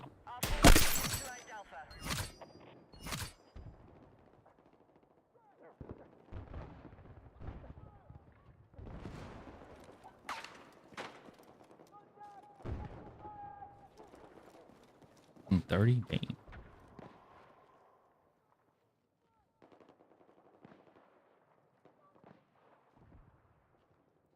If I can just get the ping.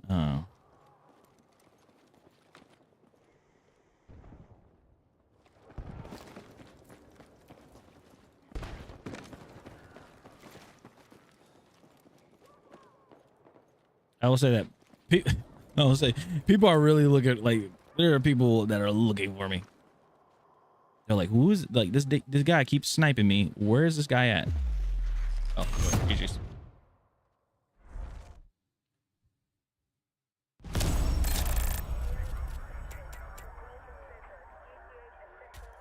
That was a good match.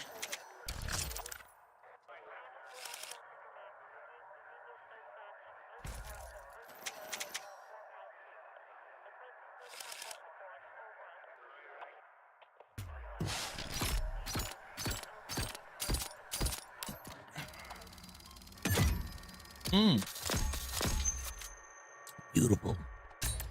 Beautiful. If we can get more matches like that, we might be able to hit 40. We might be able to hit 40. Hey, Blue. Happy Friday, people. Let's see. Yeah, happy Friday, Friday, people. Friday, good morning. May your Fridays flow into the weekend with gusto. Gusto.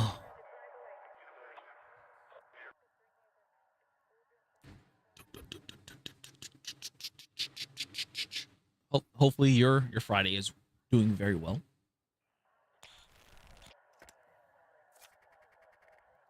You know what? I gotta say, it is pretty cool seeing what's going on with our Friday started about 20 minutes ago. Nice.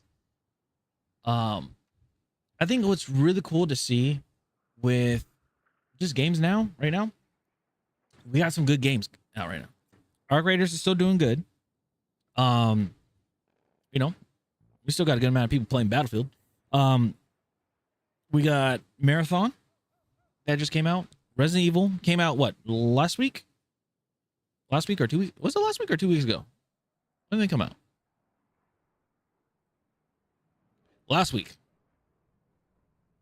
So there you go. It's very interesting. It's very, very, very interesting.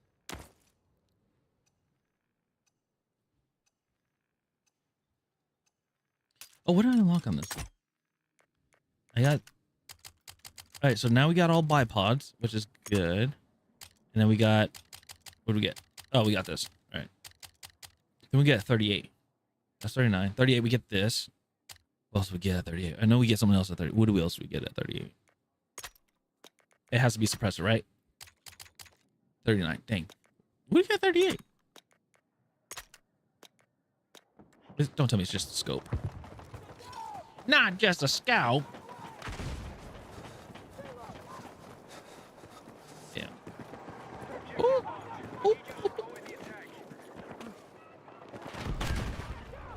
Mm.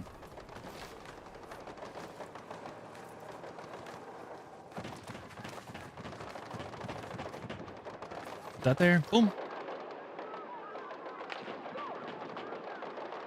Sniper, use cover. Is it? Oh, he's. I was like.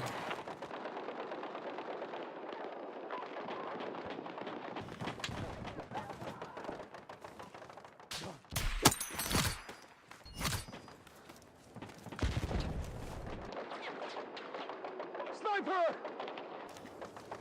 Target that location. He's looking dead at him.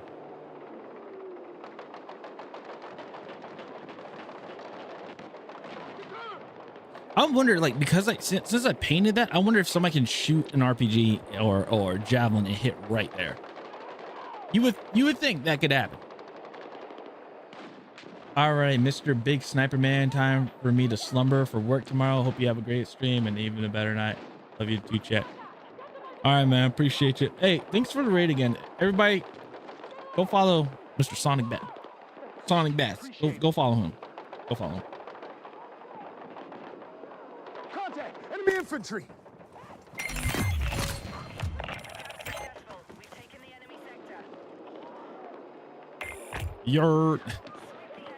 And also, hopefully you have a great time at your job.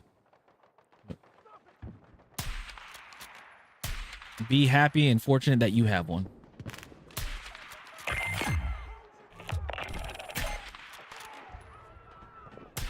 I will say that too. be happy and be fortunate that you have a job. Because, man, a lot of people would love it.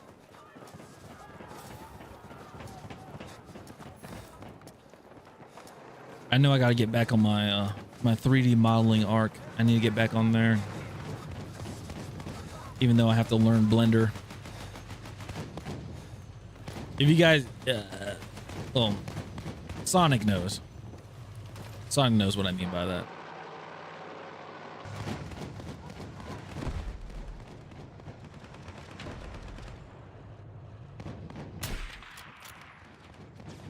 But yeah.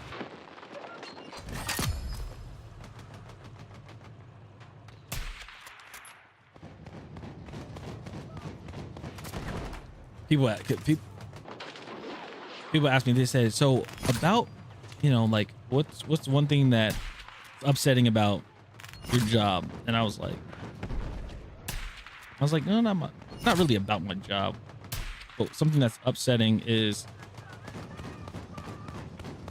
yes, something that can be upsetting. I got an enemy in sight.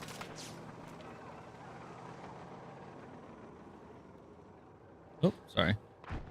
Yeah, one thing that can be very upsetting is learning how to do let's see, learning how to do Blender. But yeah, doing Blender, or not doing Blender, but like learning the platform, or learning a software from school, like being taught one software in school, and then finding out like, hey, you know, it's a paid subscription, so you can't get anything else, or not anything else, but like you can't what's the name of it,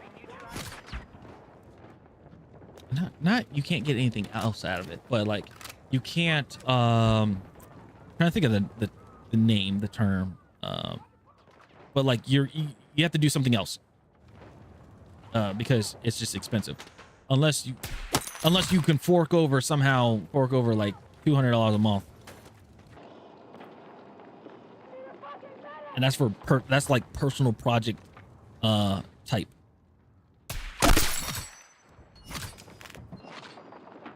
One of those numbers.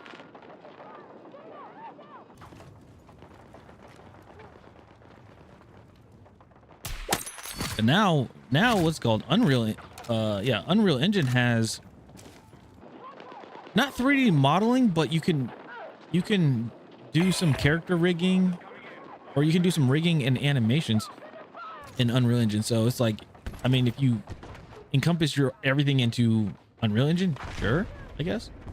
And also rendering.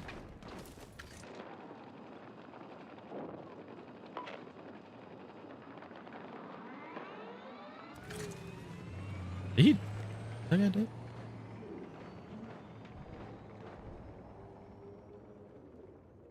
Yeah, I guess he died.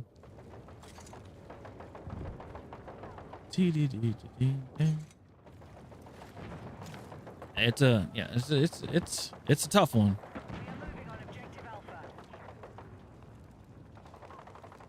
And I'm like, I'm in this bind where I'm like, should I just try to learn both? Ah, dang it. Yeah, it's like, should I just learn both? Like, should I just do level design and do art as well? Maybe incorporate the two using, I don't know. Yeah, maybe incorporating the two, doing level design or environmental art, and somehow make a level design out of it. I just know it'd be a lot of blocking, a lot of block out first, or yeah.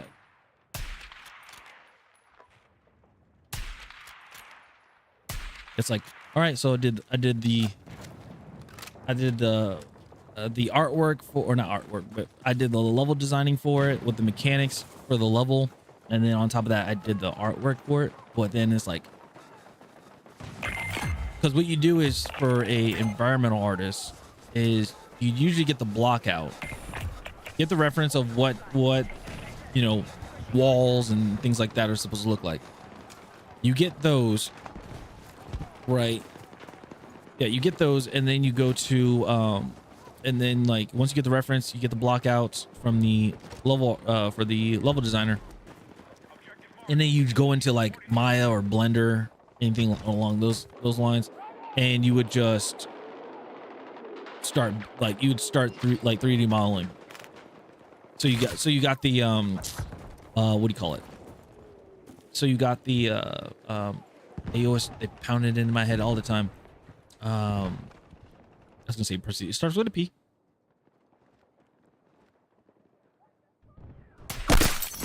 I said, I was about to say procedures. Proportions. There you go. Oh my goodness, my brain. But yeah, getting those proportions down, because you don't want to take it out of Unreal or whatever engine it is to go back into it, find out, oh nope. Yeah, it's like, nope, that's not the case, type of thing.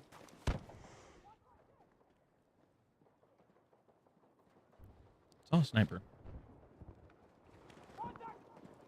Oh.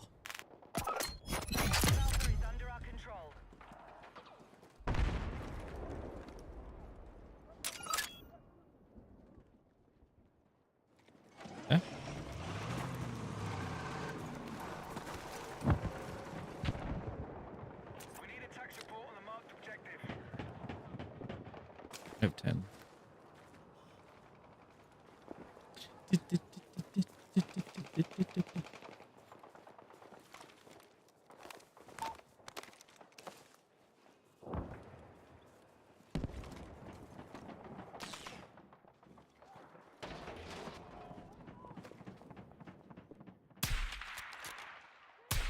Oh no.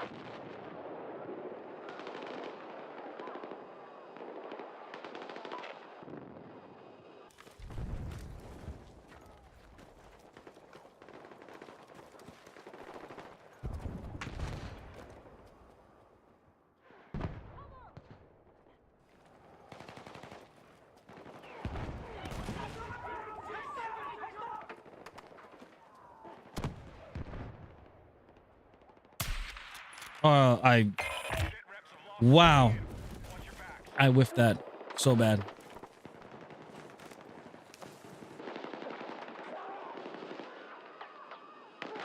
Anti-tank!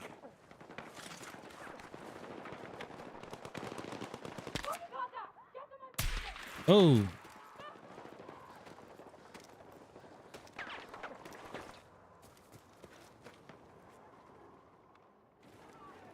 Yeah. I whiffed that so bad.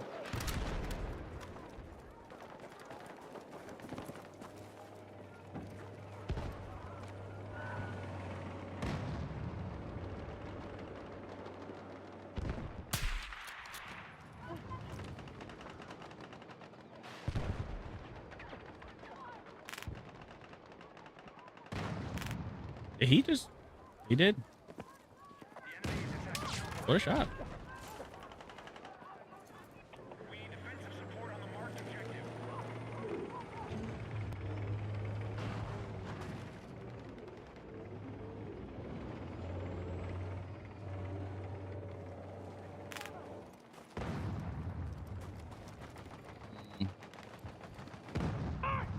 Oh. Damn.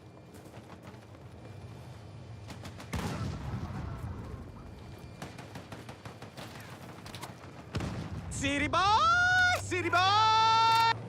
Hey, Psychopath 22222. Thank you so much for the follow. Appreciate it. Welcome in.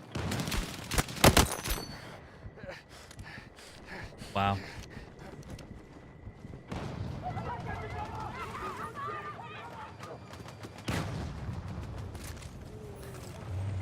Are you oh, you're in the thing. Oh, did it hit? Okay, it didn't hit the tree.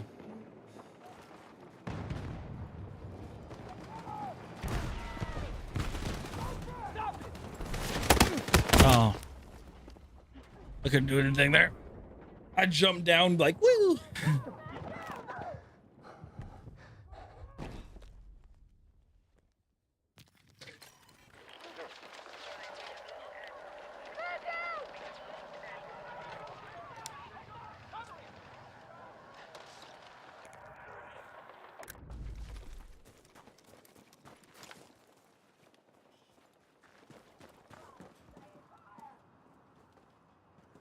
Anything happening over there? Nope.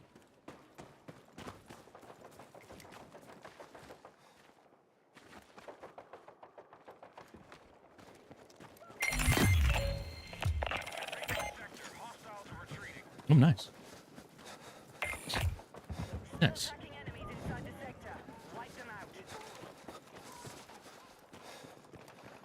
Okay. Ah, I won't be able to wait.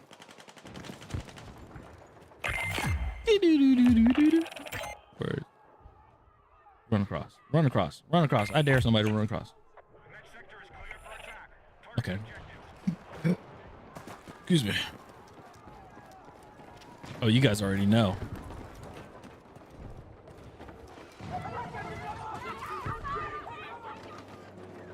Good old pesky fiddlers on the roof.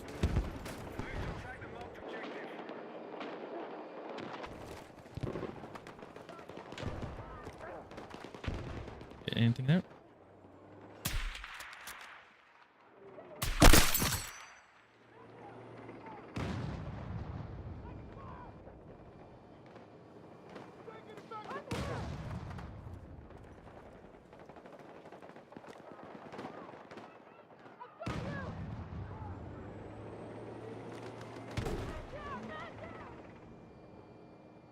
You see, like this last, well, not this part, but like the next part when we assault the hill, a lot of people are, yeah, like a lot of people rather, I mean, I would say, like being on the offense, sniping uphill seems better, me personally, instead of sniping down.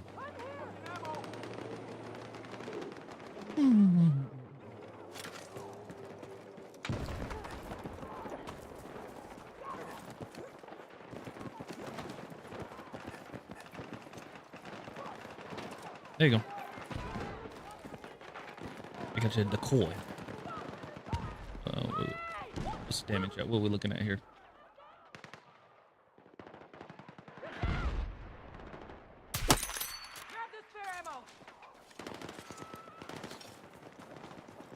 Oh shoot, you are.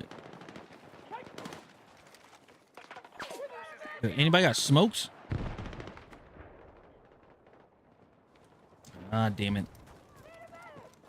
I don't want to turn you to, like, I don't want to turn you into multiple casualties. I'm sorry. I'm sorry, dude. Yeesh.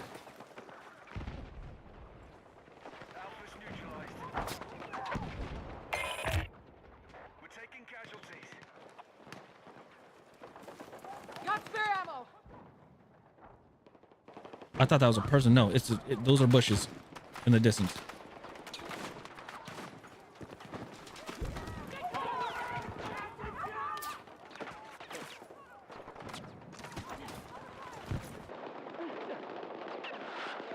Nobody up there.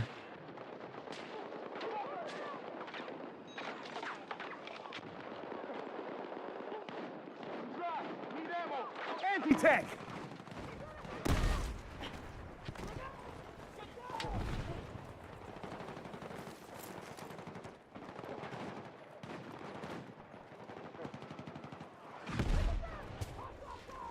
Stop it.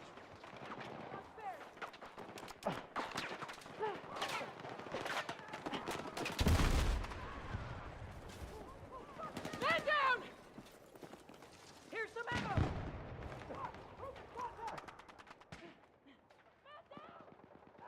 Oh, that's our tank. Okay.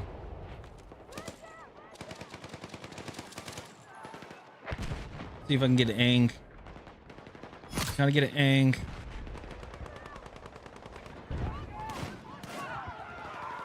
Ah, dang it. Nope. No ang. They're like, it seems like they're hugging that wall. Yeah, seems like they're hugging that. They're hugging the rocks to the right.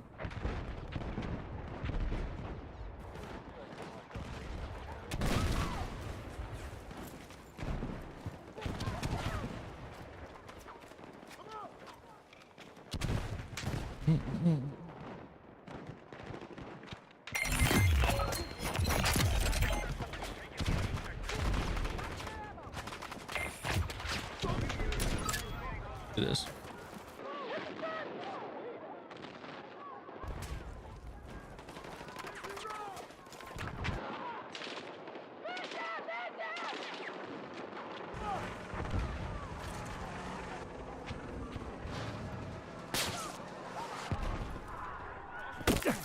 Ow.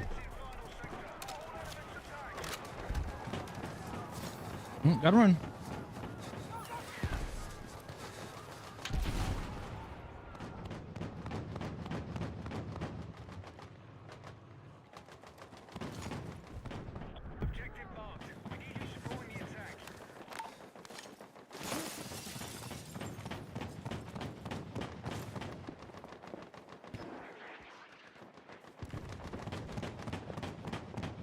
There you are. No. Yeah.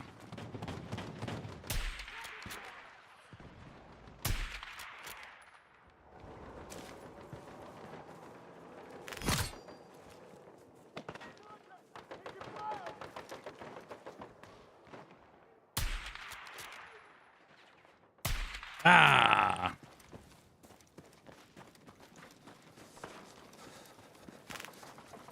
Who can spare some rounds? Hmm.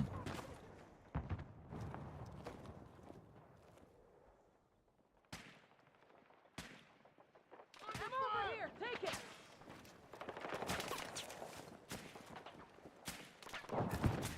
Uh-oh. Need ammo. Got ammo for you.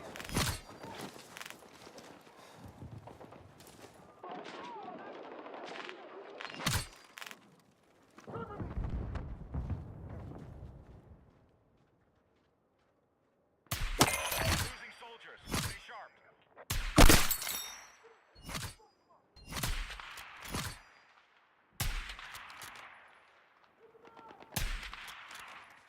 Am I shooting too low? He's right there. Am I shooting too low?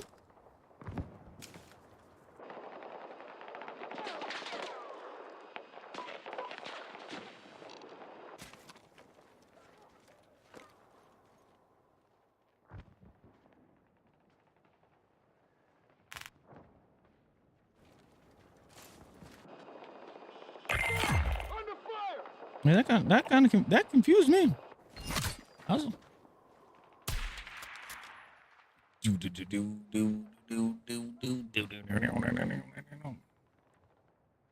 was gonna pull up again. Nah, there's no way. Nah.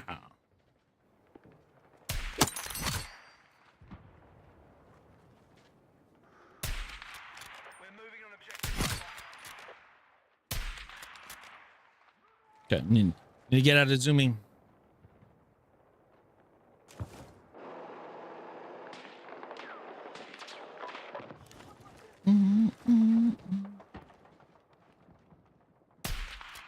Watch out. Dude, bro, you can't not get in my way, man. You can't be doing that. Need fucking ammo.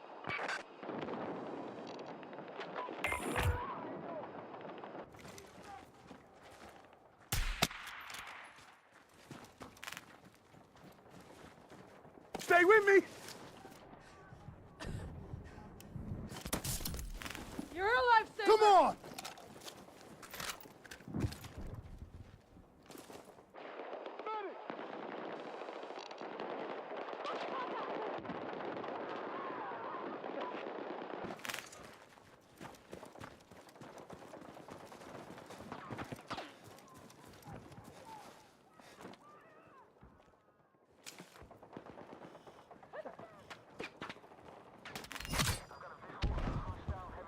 Oh, that dude's on the tower. He climbed it.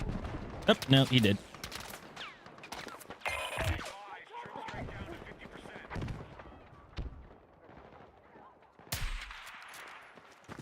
I can't get through the gap.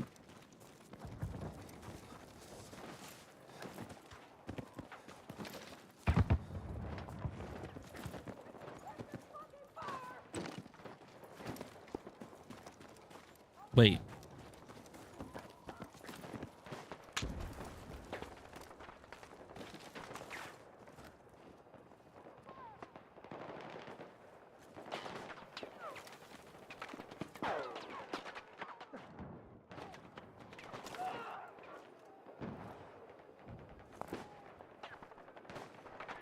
Contact. Enemy infantry. Contact. Contact! Enemy infantry! If anybody got an RPG?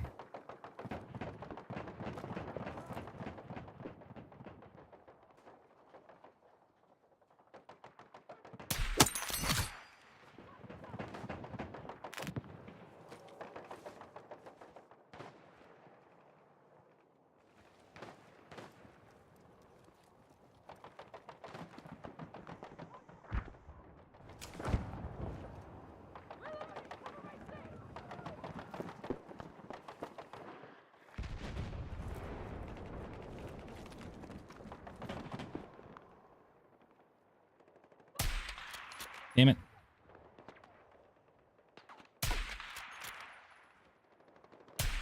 Oh! Oh no! Oh no! Stop it. Stop it. Get down. I had it.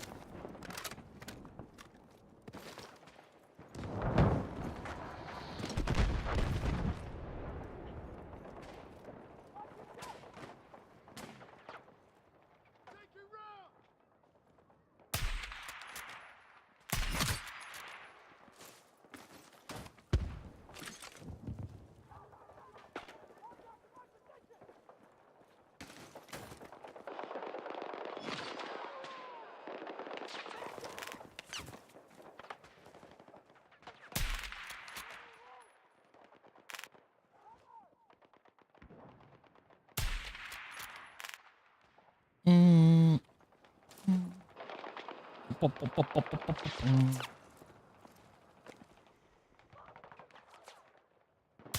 Oh, imagine.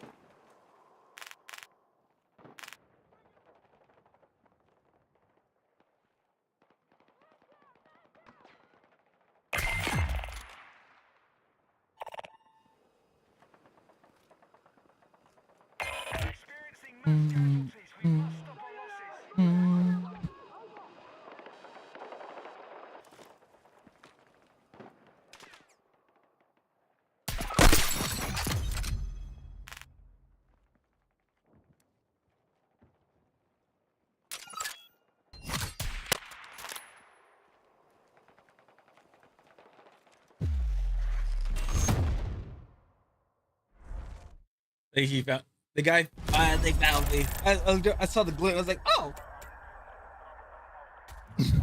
Finally saw the glint, and I was like, oh, okay, there he is.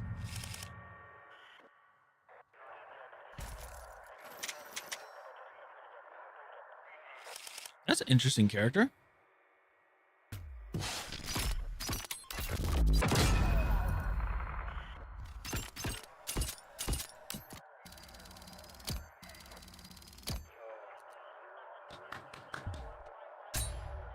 Yeah.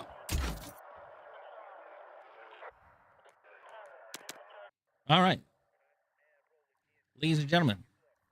All right, top of the hour. Someone top of the hour again. Sorry.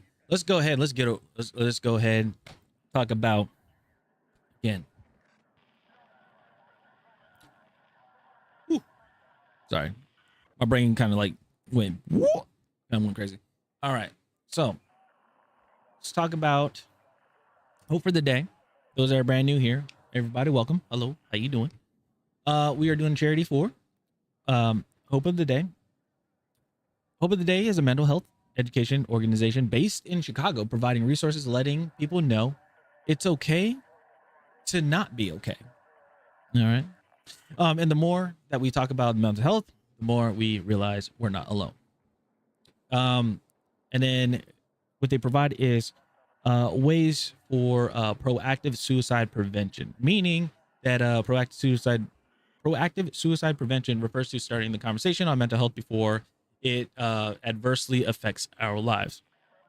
People, do other things. They go down that path, which leads to something, The slogan, it's okay not to be okay. It's a very interesting one. It says why. The first obstacle is, to effective prevention is silence compelled by stigmas, basically the public.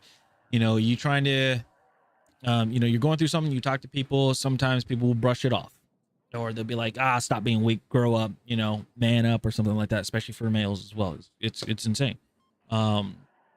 Said that everyone is going through something. If we can get people to understand that mental health struggles are nothing to be ashamed of and break down that first barrier, we can compel others to speak up and seek help. The more we talk about mental health, the more we realize we're not alone. Now, how can we reach out? How can we do this? How to provide it? Outreach, education, and taking action. Outreach means raising the visibility of resources and information to break the silence of the stigma. So posting it on social media, talking about it on your socials, live streaming, talking about it, or just even going out and just talking to the public about it. Education helps us understand our mental health as we dispel these stigmas. Taking action mobilizes individuals and communities to foster proactive environments. My computer just flickered, which was very interesting. But yes, let me make sure here. If you guys are looking for a site, if you guys are going through anything and need help, please hit !help in the chat, which will provide you a link of a nearby facility, and also they have the hotline, suicide hotline, crisis hotline, everything. So please get that help. Okay. All right.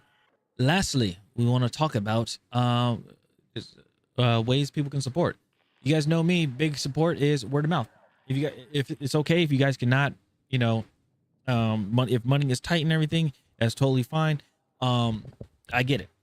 I'm the same way. Money is tight. Okay. The best way to help support is to spread the word. Spread the word out to family members, friends of friends, cousins of cousins, things like that.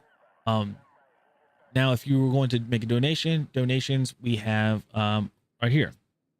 For them, every donation makes a difference. $25 makes it prints and distributes 100 mental health resource cards with crisis numbers and tools. $200 funds a community education workshop for a whole neighborhood, so you're saving a neighborhood. $500, you're saving a school because it equips one school with proactive mental health resources and training. And $1,000 expands the Stream for Hope program to reach thousands more online, meaning it reaches more content creators, like myself, YouTubers, anybody, to stream and get this information out there. Okay. Why does it matter? Suicide is the leading cause of death globally for ages 15 to 29. And especially with this day and age, with just everything that's going on, that number, that age range might increase bigger. Like that range might increase more. But currently it's 15 to 29. Silence and stigma are the biggest barriers of seeking help. Again, if somebody's going through something, like it is, if you see that somebody's going through something, even if it's somebody that you do not know, just even saying like, hey, I hope everything is good, things like that. That one, just like having that one talk with somebody, just like saying just that sense of acknowledgement to them, can help them go a long way. Like when I went to the store, I had a t-shirt that said free hugs, a free hugs t-shirt. I know people are like, that's corny or whatever, but think about it. At first I was like, it's just a fun thing to do. Right. No, it's when I went to TwitchCon. Sorry. When I went to TwitchCon last year. Had a t-shirt that said free hugs and everything, and I was wearing it just for the heck of it, right? I went to the convention, I was like, free hugs t-shirt, whatever. It's like a meme. I love like this, like early 2000s, like meme-ish thing. Like, you get like a t-shirt pressed from a mall or something like that, you wear it, right? So I was wearing it. The amount of hugs it gave out to people, and then the responses that I got from people giving them a hug, they said like, dude, you're amazing. I appreciate you. Like, thanks for just giving me a hug. And I was like, yeah, no problem. And I warned everybody, I said, hey, I'm walking around a lot. I'm going to let you know I might be a little smelly. So I was like giving people that heads up before I gave them a hug, and they still like, hey, I just, it's okay. There's one girl, I gave her a hug, and she like literally like she cried. She cried. And I was just like, I'm not sure that, you know, like in my head, I'm like, oh, okay, what's going, like something must have been like really going on. And I was just like, hey, I was like, you know, you're here, you're at this convention, like enjoy, just enjoy. Don't worry about tomorrow. Just enjoy what you have right now. Experience this, have fun with it, and things like that. And she was like, thank you so much. She's like, yeah, I've just been going through a lot. I'm not gonna say exactly what she went through, but she just said she was going through a lot of personal stuff. And she was like, I appreciate just somebody stopping by, like stopping just to you know, just acknowledge like, hey, you know, you'll be okay and things like that. And thanks for the hug. There's a lot of guys that were like, it's a lot of, there's the social stigma where people are like, oh, this guy's just wearing a free hugs t-shirt so he can touch up on women and stuff. You know how many dudes I hugged? I hugged more guys than girls. Because a lot of guys are just like, dude, it's like a lot of them said that they rarely ever get a hug. Like they're like the last hug I ever got was like from my parents or something like that, or a family member. But like getting a genuine hug, like from somebody, not wanting anything, just like, hey, a hug, you know, just a hug, just be like, hey, if you know, if everything's going well in your life, yeah, I'm happy for you. You know, if anything's going wrong in your life, just like, you got this, you can get through this, you know. Again, just that one small interaction that you have with somebody could change somebody's day. It's like the funny thing, like, okay, so it's, people find it on social media that's funny, but there in the comments is really interesting. I saw a video, it was Instagram reel, where they were like, where like a woman got flowers and stuff, and then like, you know, a woman's like, oh, you know, this and that, you know, they're like how a woman reacts when they get flowers, and they showed like compilations of women getting flowers from like their boyfriends stuff. But then when a man gets flowers, like even if it's another dude, is like, hey man, I got you these, you know, whatever. First of all, it's the confusion, right? But then it's just like, there are some guys that broke down. There are some people that are like, were just in tears, just saying like, thank you so much, things like that. Because guys don't get that. Like, it's not even just flowers. It's just like guys just don't get some attention like that. And the big one, especially with the flowers things, why I bring that up is because a lot of people, they said, what is a cold hard truth that people will not understand? And this one guy said it, and it hit me so hard, because I knew, but I was like, it hit me so hard because like just bringing it back. And the person said that a lot of guys will not receive flowers until they're like, no, the first, like, for a lot of guys, the first flowers that they'll receive is at their funeral. And I was like, dang, that is crazy. So but anyway, beyond a good note, yes, we are doing this for prevention, proactive suicide prevention. Let's put it that way. We want to stop it before it even gets rolling. Let's put it that way. So, again, any donations, totally fine. You know, if you're not able to, that's totally fine as well. Word of mouth, spread it around to everybody. Give them the link, just for the information and things like that. Let's save some people. Okay. All right. Before that, I gotta go use the restroom. I gotta pee so bad. So I'll be back. Hold on, one second.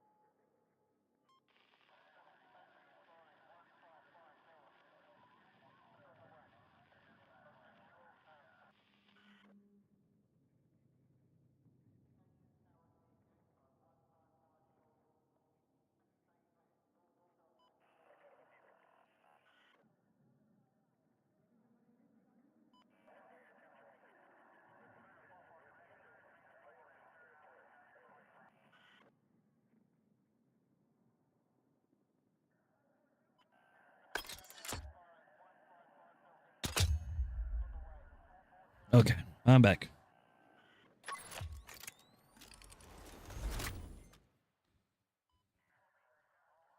Alrighty. Boop. There we go.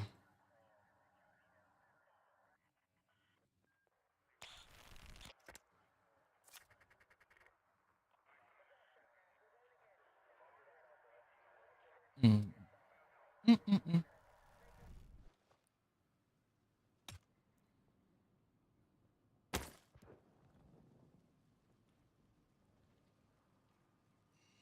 Defending.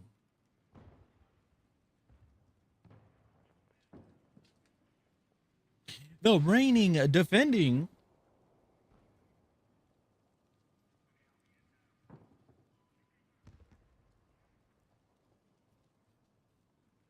Boom, boom, boom. Woo.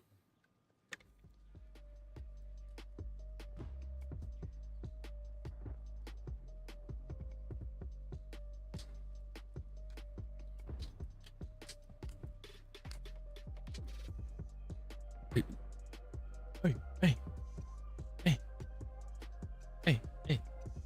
Mm-mm.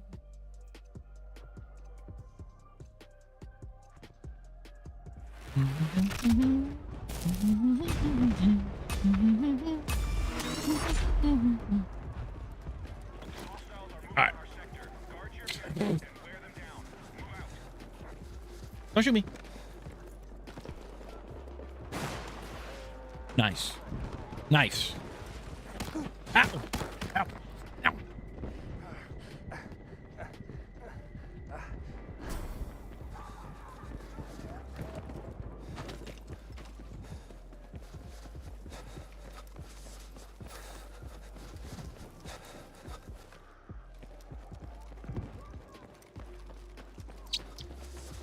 Ooh, that was loud. I'm sorry.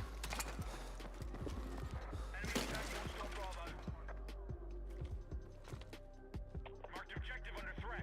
Let's defend the position.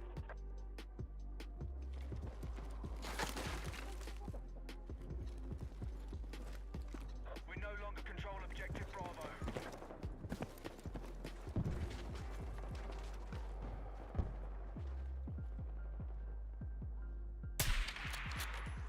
Be advised, objective Bravo. That's the problem right there.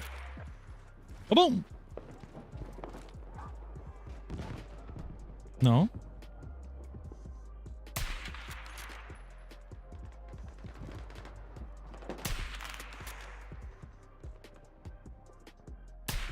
There's a propane.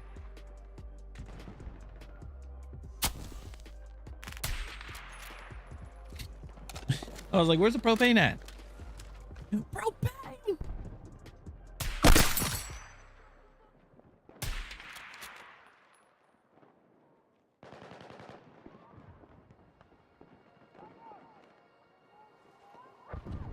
Propane accessories.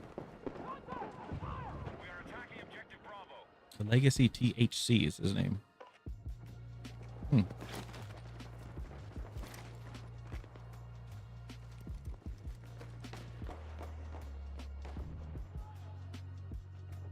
Our attack on Bravo is underway.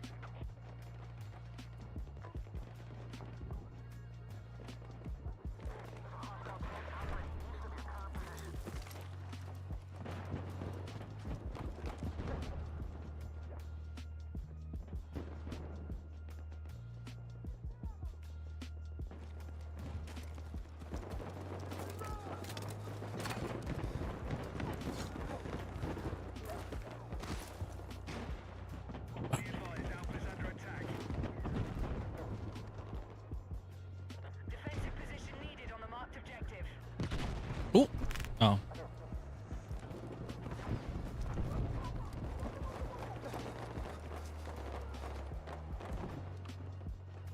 I was sniping on this front. Oh.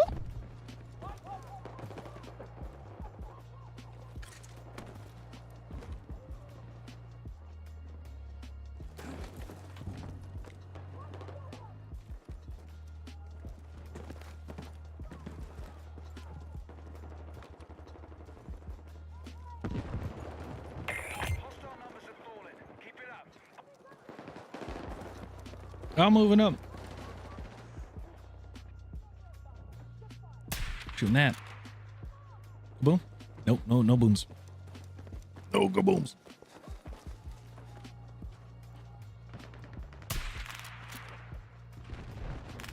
You know what you know what I'm sad about?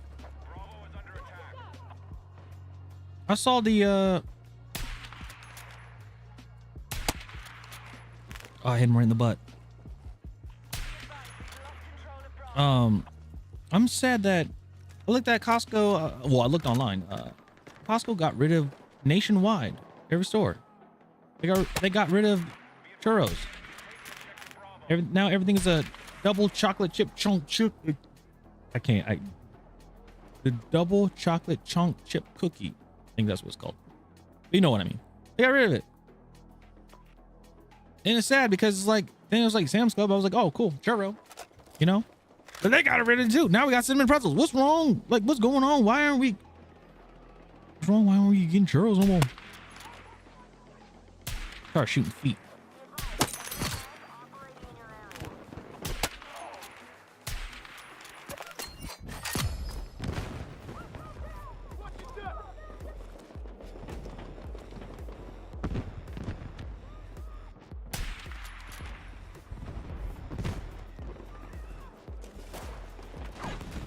Oh!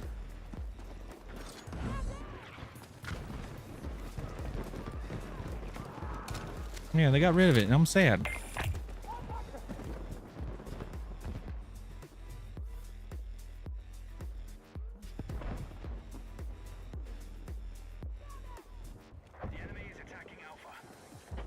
I don't know if it's me, but I just feel like anything cinnamon-esque or cinnamon-like doesn't feel like it's not sweet anymore.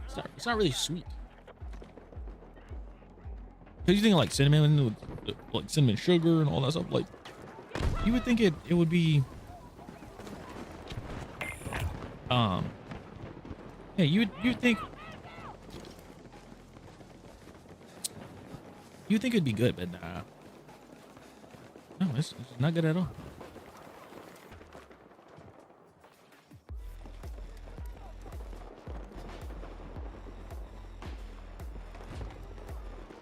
It's very meh.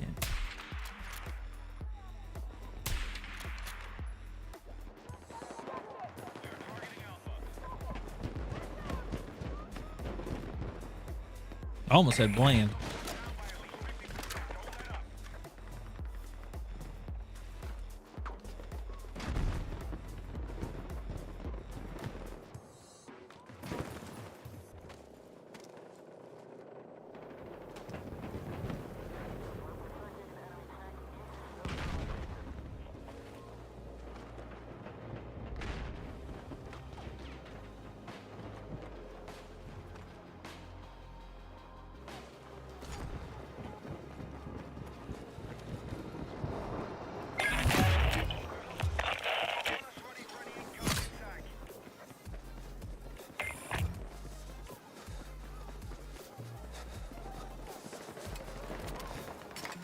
Oh no, it went away. Son of a blah blah blah blah blah blah blah blah blah blah blah blah.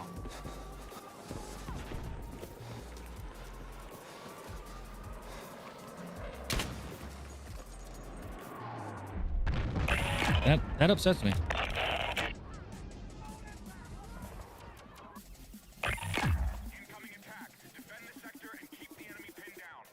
That's a giant RPG to run around with.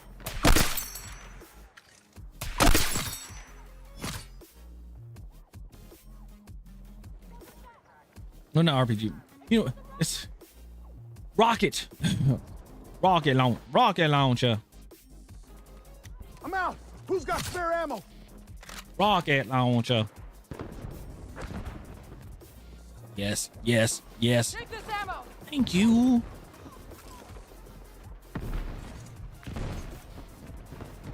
Every little thing I do, you're not I. Every little thing you do.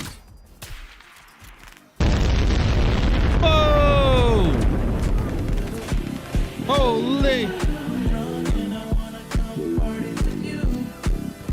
Hey, Sage Leaf, thank you so much for the raid. I appreciate it. How you doing? Welcome in, Raiders.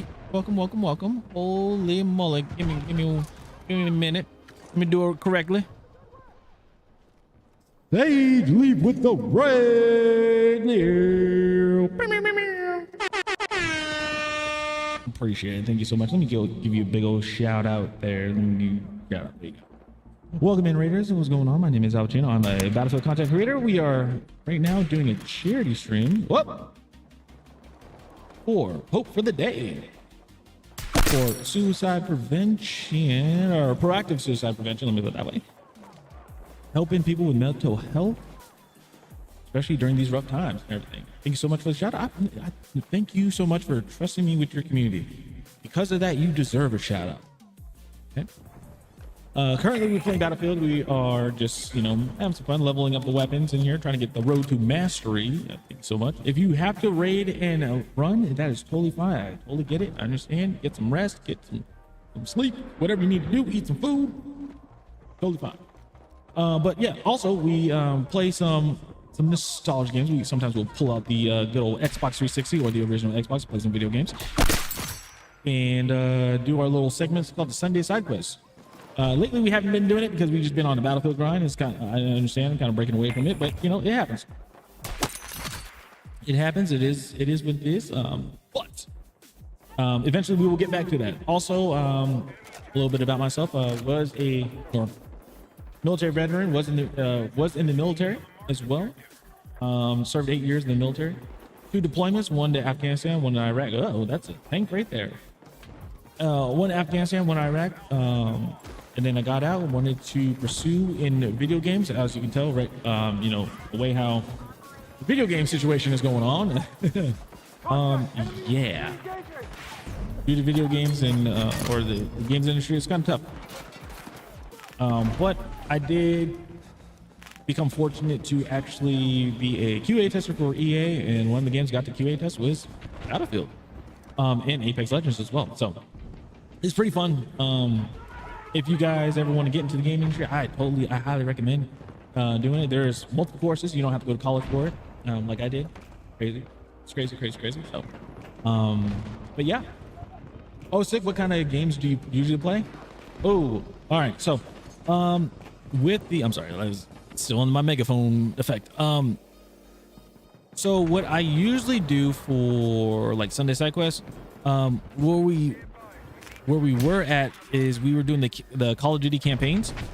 So we did Call of Duty 4 Modern Warfare, then we did Modern Warfare 2, Call of Duty 4 Modern Warfare, and then it was Modern Warfare 2, Modern Warfare 3, and then when we get back to it, we'll be doing the we'll do Black Ops 1. I think we'll do Black Ops 1. I think we'll do World at War, then Black Ops 1, Black Ops 2. And then pretty much go from there. Yeah. I'm glad we raided here. It seems fun. I believe I found you through Miss Mirth. Oh, she's such a delight. I ain't gonna lie. She is such a delight. It's amazing. Oh, I'm currently trying to play through the Modern Warfare series myself. Oh, which one are you? Brain shutting off again. Which one are you on, or have you started? So far, I've only played Modern Warfare 3. I'm looking for others. I'm looking for the others though currently. Oh, okay. Are you playing it on what's my brain's doing it again. Like what system are you playing on? Playing on PC? Playing on console? Playing on console? What type console? Xbox One? Ooh. So I'm not sure. I'm not sure if Modern Warfare 1 is like Call of Duty 4 Modern Warfare. But I believe, I could be wrong, but I believe Modern Warfare 2, the original, you can play on Xbox One. Also trying to work through the Black Ops series too. Oh yes. Is it your first time ever playing like the Modern Warfare series? Or the OG series?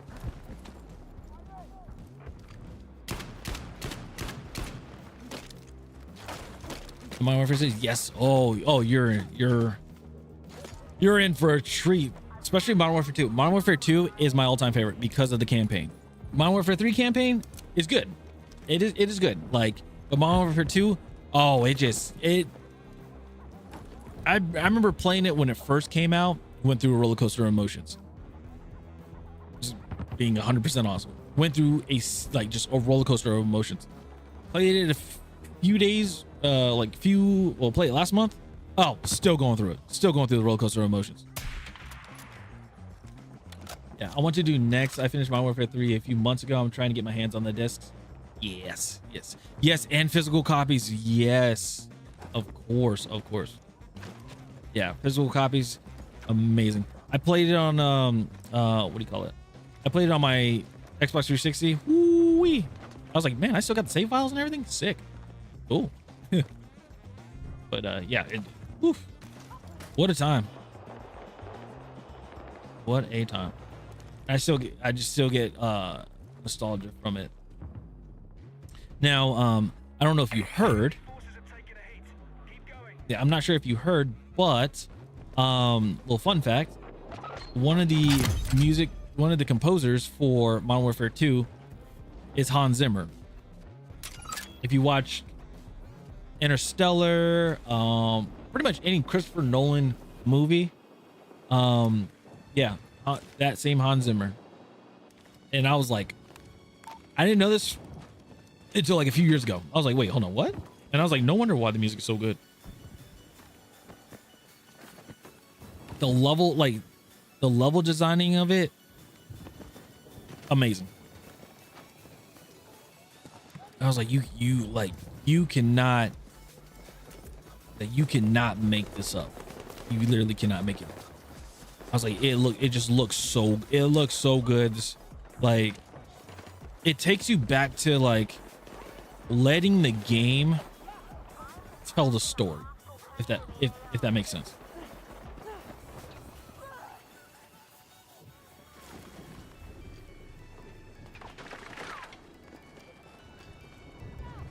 Yeah, just like letting let the game tell the story.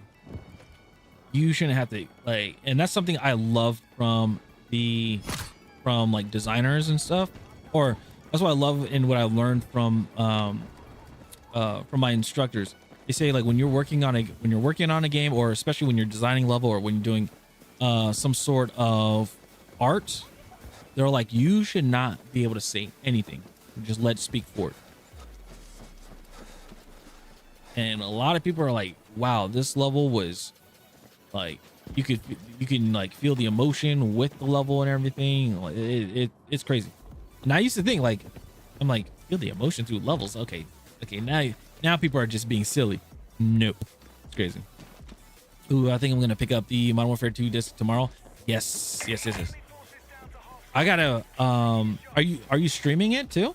Like, are you streaming the Modern Warfare series? Because if so,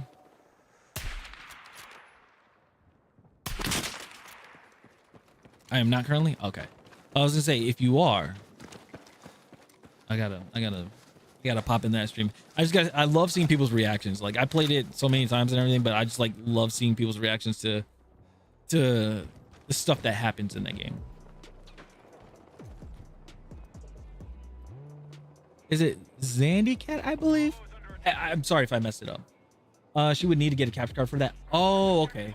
I'll have to look into a capture card for that, unfortunately. Okay. Well, I mean, it all depends on your budget too. Yeah. It depends on the. Wait, you're playing on Xbox One, right? Yeah, you're playing on the Xbox One. You should be able to, because I mean I do it time to time when I don't stream on my PC. You should be able to stream from the Xbox, that game. So, but it's a start. It would be a start. Let's see here. Yeah, all good. You can say it however. Just go by Cat. Gotcha. Okay, so I remember that, Cat.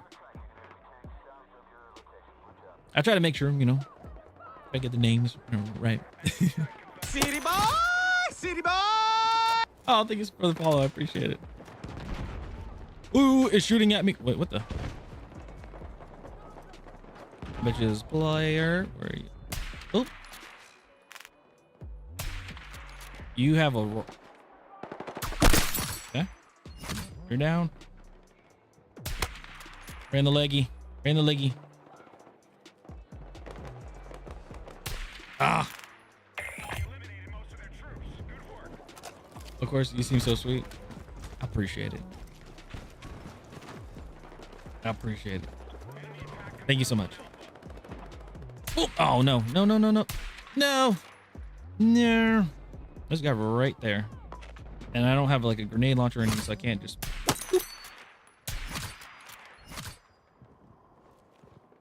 Expose yourself. Wait. Is that a. Yep, it is. It's a barrel. Cat's been watching my reactions live in person to all the COD games. Oh yes, yes. A good one. Now, I will say a good one to play that will like really get you in. I won't say really get you in emotions, but like you would be able to feel the emotions, I guess you would say, in the game. World at War. And that's where that's the Call of Duty that Treyarch really popped off. Like Treyarch really did their thing there. They told stories with their levels. Sorry, which one? Call of Duty World at War. That's where Call of Duty Zombies originated from. It came from that specific game. It was called Nazi Zombies, but then I guess like later on, obviously it wasn't or because of Treyarch, that was like their big like stamp, I guess you say, or like their identifier. They were like, okay, we're just gonna add it to all our other games, but we're just gonna call it Zombies. Yeah, it's called Nazi Zombies. Oh yeah, I'm not surprised if they did change the name. Yeah. And it makes sense because it's like, you know, it's no longer World War II. You're not fighting against the Nazis, so it's just zombies. Because believe me, if they had to change the name constantly, oh, that would have been bad. I need some ammo. Who's got spares? Yeah, that would be a nightmare.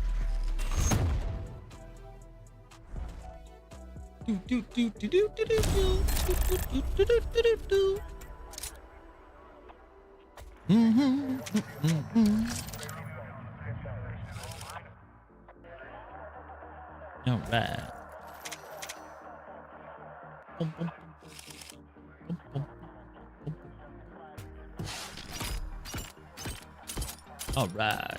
All right. All right. All right. All right. All right. All right. Okay. Okay. All right. Oh, well, let's see here.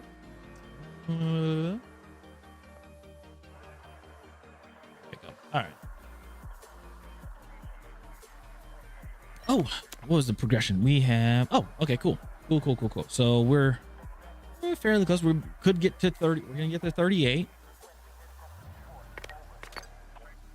Liberation Peak. Yes. Wow, that was really loud. I'm sorry. I'm sorry for everybody to hear that. Oh. Woo. But yes, again, thank you so much for the raid. I appreciate it. Thank you so much. Hopefully your stream went well and very, very good. You had fun overall. Hopefully you had fun. Oh, I didn't even see what you were playing. You're playing Payday 2. I haven't played Payday 2. I haven't played. Okay, surprisingly, I haven't played any of the Payday series. I've heard of them and I've seen some gameplay of it. But I've never played. I heard it's fun. I heard Payday is fun to play with people. Of course, we'll definitely have to come by more often. Oh yes, of course. Everybody's welcome.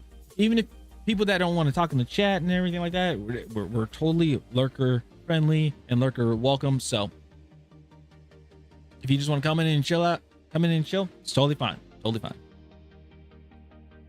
Payday 2 is actually really good. You can sometimes see it go on sale for like $1. Ooh, Payday 2 is pretty good. I just started playing yesterday. It goes on sale for like $1 pretty often. Okay. I'll have to keep an eye out on that. I have like a series of games and stuff that I gotta do. It'll probably be next month. But there's like a lot of indie games that I have received like a code for. Like they want me to try it out. Like developers want me to try it out, and I was like, oh yeah, heck yeah, I'm down. And then that went through the ground. Okay. That was really weird. But yeah, some indie developers reached out to me and everything, and they said, hey, we want you to try a game out. And I was like, okay, cool. And they said, hey, if you really enjoy it and everything, like on stream and stuff, let us know if you want more codes. And I was like, excuse me? And they said, yeah, if you want more codes for people to play. And I was like, okay. So I told them, I was like, right now I'm currently in this Battlefield grind and stuff, so it's pretty fun. I was like, but yes, for sure. So I'm pretty backlogged on indie games and stuff, and yeah, if anybody if I have some codes or anything, I'll make sure to hit you guys up. Yeah, I'll be sure to hit you guys up and everything like that. So let's see. Yeah, I had to yell at Sage to buy it so we can play together. And that's a friend right there. That is a friend. Live, laugh, love indie games. Yes. And the thing is, indie games are just on the rise. Indie games are on the come up. I don't care what, like, people could agree, disagree. Indie games are on the rise.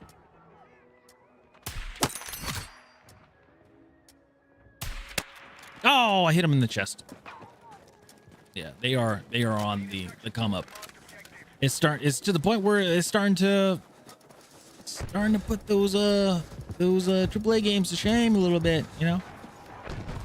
Oh, very eye-opening. And it's like we just keep talking about we keep telling the AAA industry, hey, when are they gonna learn? When will they ever learn? Will they ever learn, or is it too late? It's too late to apologize. Sorry, I just had to. The intrusive thoughts popped in my head. All right.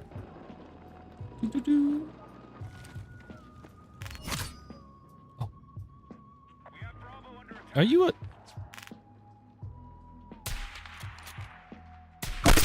There you go. You're down.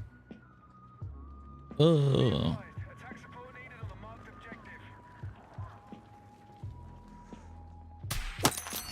Turn this up a little bit. Oh yeah, definitely. Was most AAA games being like $80 to $100 more. People are turning to indie games and realizing that amazing games can get elsewhere. Yeah, and the thing is, you don't need a 3080 or not 3080. I'm sorry. You don't need like a 5080 or anything like that.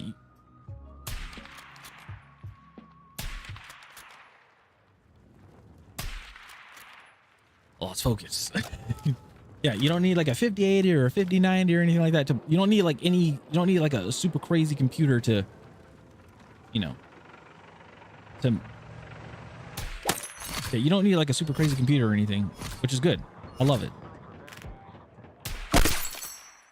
People are playing games on like 1080s, 2080s. The funny thing is, like, I'm looking at Steam. Cool, level 38.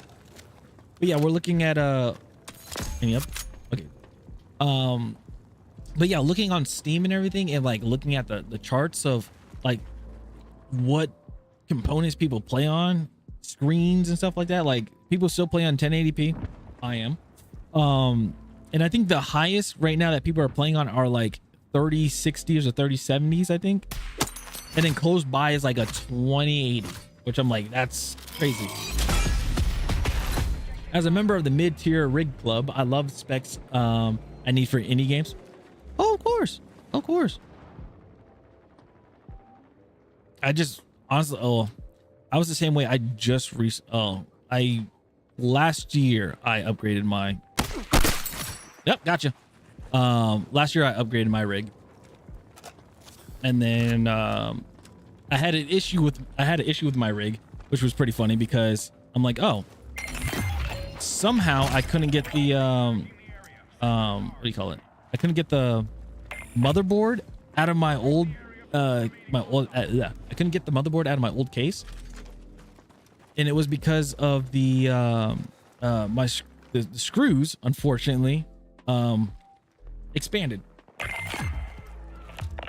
Because where I live, it's just like the humidity, it caused it to expand, it caused them to shrink.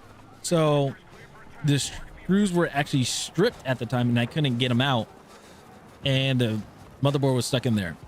And I was like, dang, because I didn't future-proof my motherboard where I can be like, hey, if I get a motherboard and want to upgrade my CPU, I can simply do it. Nope, doesn't work like that.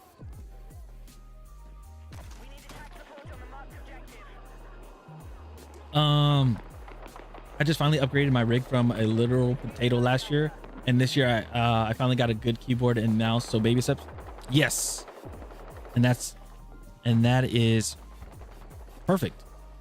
I mean, a lot of people say like, oh, you should get everything at once.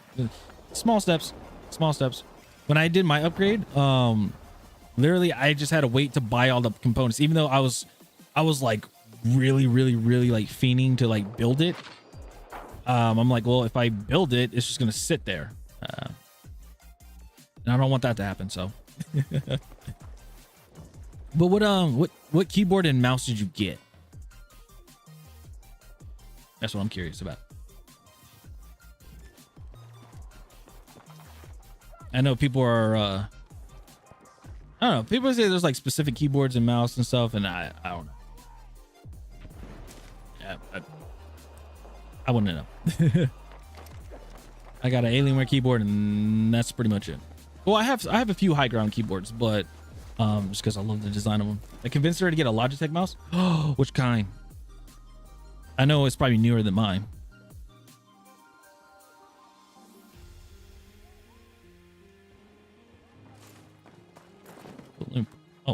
Oh, it's already up there. Whoop. Okay, never mind.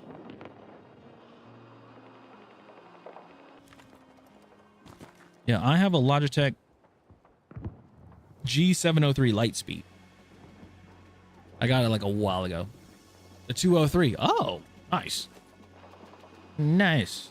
How do you what's your thoughts on it? Like, you like it? You know, the crazy thing I've seen a lot of people use, and I'm guessing it's because of the games they play. A lot of people are using like the what do you call it, the MMO mouse, where it's like the mouse that has like a ton of buttons on the side. Like it's like, I think it's like 9 buttons or something like that. It is crazy. I'm like, it's insane. Like I've been obsessed with you love it. Been obsessed since the gaming. Oh, okay, cool. I have a Logitech 502 Hero myself. Ooh, is that the hold on, let me see here. Logitech G502. Is that the yeah. I have this too. This is for when I use for computer. For like when I was in college. And then they're like, you need a mouse, and I was like, okay. And I bought that because it was on sale. It's what do I call it? I used to call it the Decepticon, or the Autobot. I call it the Autobot mouse. And people are like, what do you mean? I was like, it looks like a Transformer. That's a Transformer mouth, yes.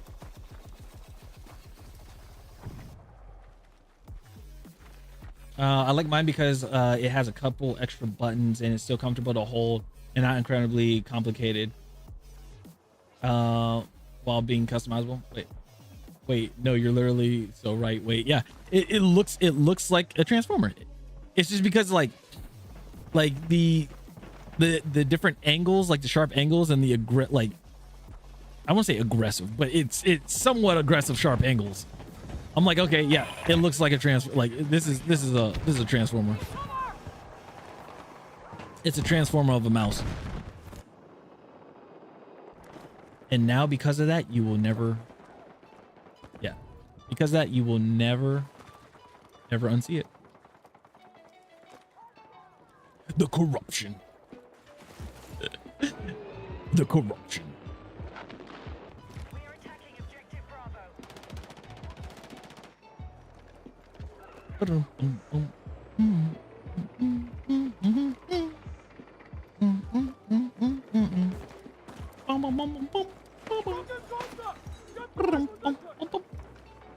Ooh, my thumbs are going crazy. Ooh. Yeah. If I need to play on if I need to play on controller, keyboard, mouse, things like that, or if I need to play on keyboard, I'm mainly a controller player, but if I have to play on keyboard and mouse, oh yeah, those are my go-to. I might upgrade my mouse though. I might get an Alienware wireless Pro mouse because I already have the keyboard, which is very interesting. So there's something called those that are wondering, there's something called the Alienware my brain's shutting off again. There's something called the Alienware rewards program, or Alienware Arena. I'm sorry, not rewards program, Alienware Arena. And with that, what you can do is you can actually get you can earn points by watching streamers, watching Alienware partnered streamers and things like that. And you can actually earn something called ARP, Alienware Rewards points. If you do that, you can actually count. You can actually cash those in. You can actually like cash in the points and get something called Dell Rewards points, which are amazing. They're kind of like Dell dollars, like you say, Dell bucks. Okay, that was interesting, which is awesome. And you can use those cash in, and you can actually buy like some, little products and stuff. Sometimes they'll have some Alienware stuff, they'll have some Dell stuff. It's really cool. So that's how I got my keyboard. And then there's some people that told me, they said like they hit me up and they said, hey, I appreciate you, thanks so much for like streaming and stuff like that. And I was like, yeah. And they're like, yeah, with my points I got, some people are like, I saved up a lot. Like with my points I bought a monitor. And I was like, whoa. And they showed me their monitor. I was like, oh heck yeah. So it's pretty cool. And people are like, because people are like, what's so great about it? I'm like, you literally just buy, like you can literally just by watching people, you can get some cool stuff. And they're like, oh, that's cool.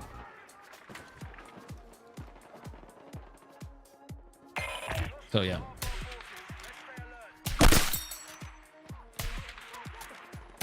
Oh, my shots are horrible. Garbanzo beans.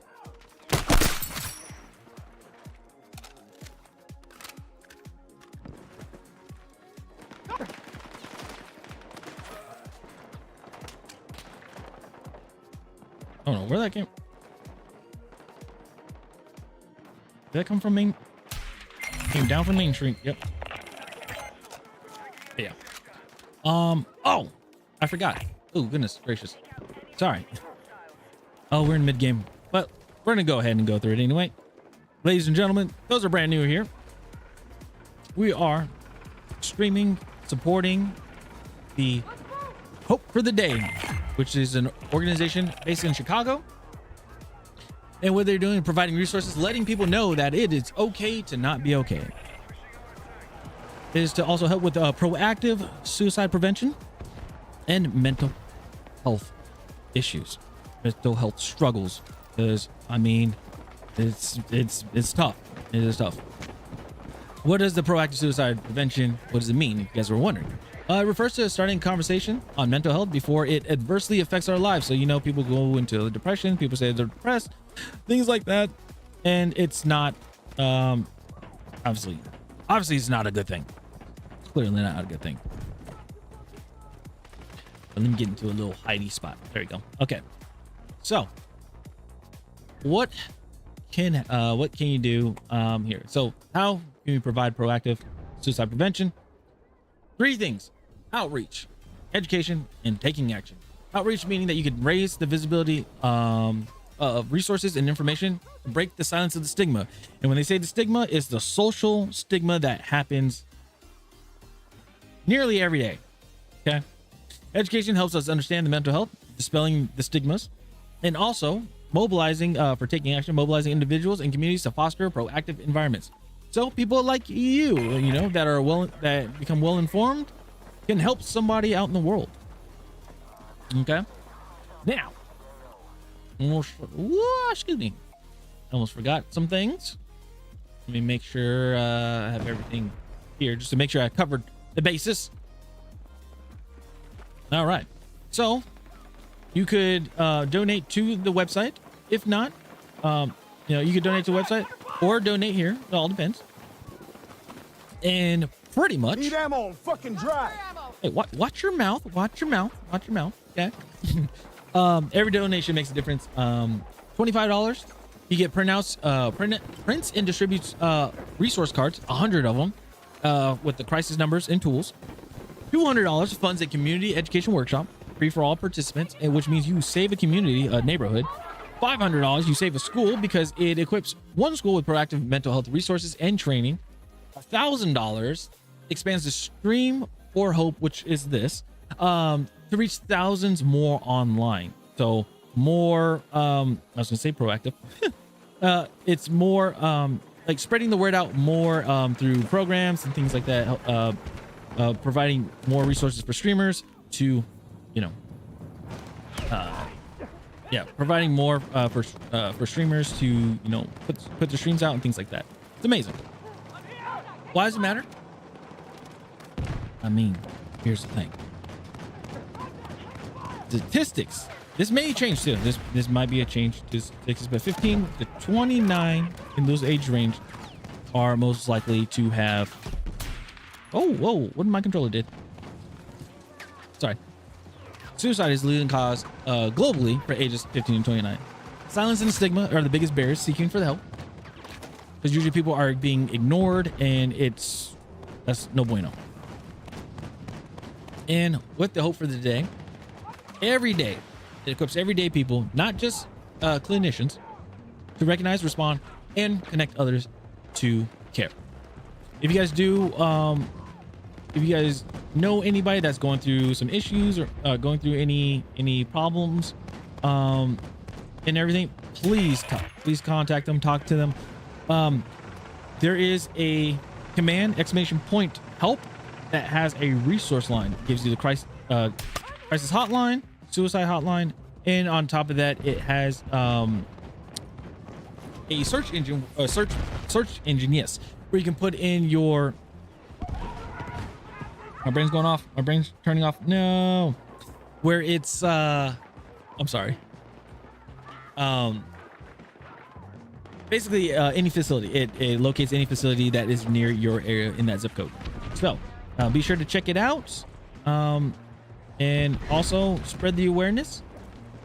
If you are not able to donate, totally fine, completely understandable, totally fine, completely understandable. I get it, because times are tough, everything is expensive, totally get it.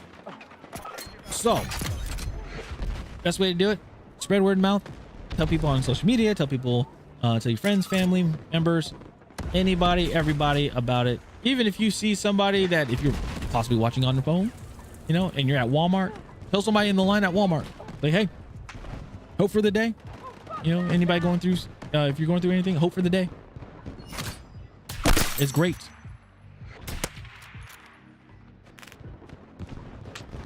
It can help you out. Do we have a tank? Oh, there's a tank. I was like, do we have a tank? Where's the tank? Tanky poop. Hey, DJ, what's going on? Morning, mate. How are the fields of battle? It's good. I mean, we got to our goal of level 38.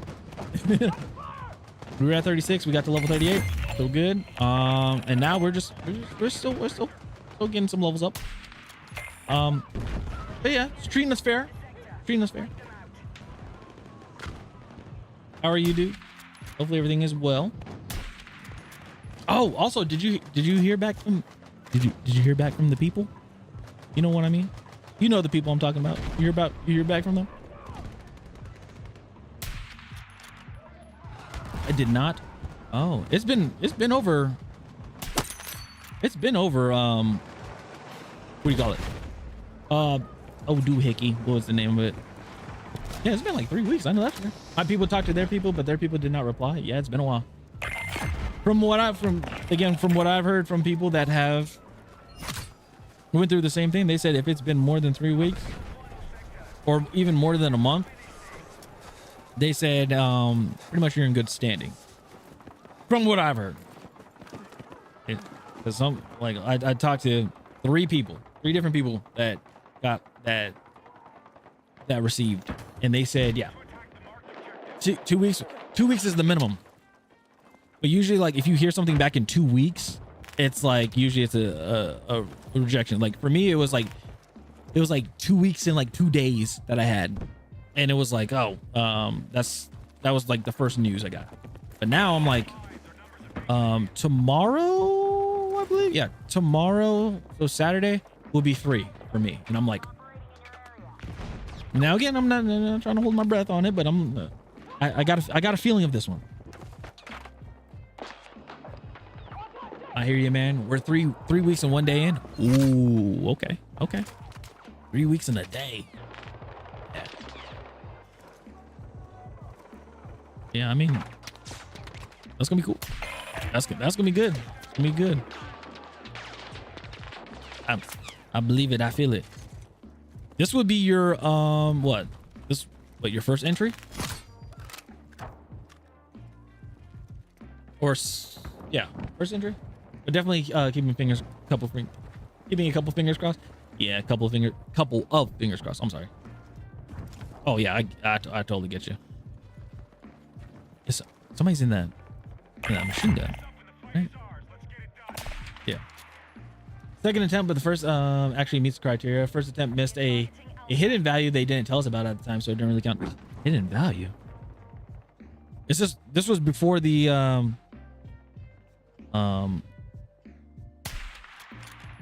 I can't remember the name of it. It was before they did the update to the qualification, right? I'll DM you later. Gotcha. No, he wouldn't come out from the tower. Not from the tower.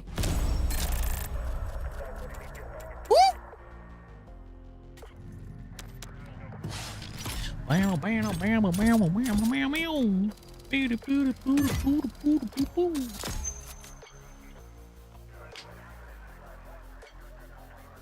Yeah, level 38. Cool. Well, I'll say if we get to 39, that'd be very interesting. Because then after 38, we get to 39, and then 39, we get to 40, and 40, that means we get the thermal, which would be nice. And then we'll be 100% complete with our sniper rifle for attachments. It'd be great.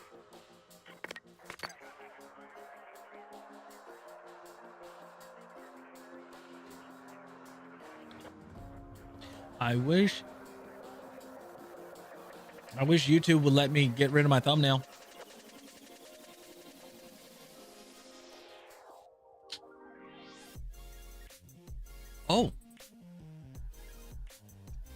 Oh, Sonic is so nice. Yo, my boy Al Pacino is doing a charity stream right now for support on mental health and suicide prevention. Go show my boy some love and say hi. I appreciate you. See, I appreciate you.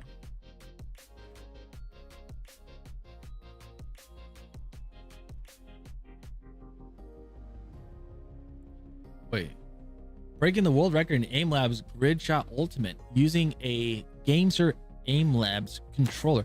I'm still waiting for mine to come out. I know I pre-ordered it. Microsoft CEO Satya Nadella appeared at an internal Xbox town hall on Thursday wearing an Xbox hoodie. He discussed the future of Xbox alongside new Microsoft gaming CEO Asher Sharma. I want the Xbox hoodie.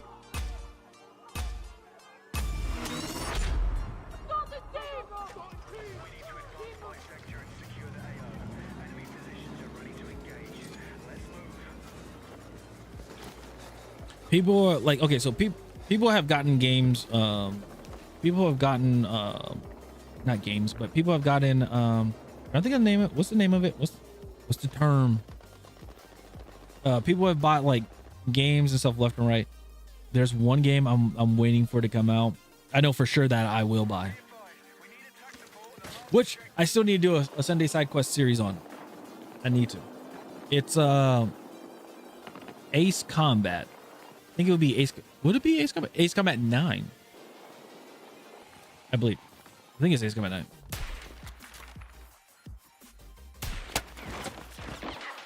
It'd be Ace Combat. Ace Combat Wings of Thief. And I can't wait.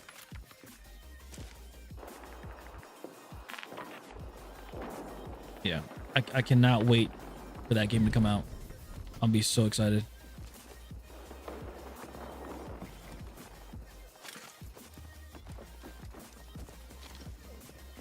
That is the 9th installment to yeah, that'll be the 9th installment to Ace Combat. I'm gonna love it. It is something like I reacted to it. Yeah, I reacted to it because it was at the Game Awards and they announced it. Oh, I was in love. I was like, yes. It was just like genuinely, I was so happy. Like I almost cried. That's how happy I was. I almost cried.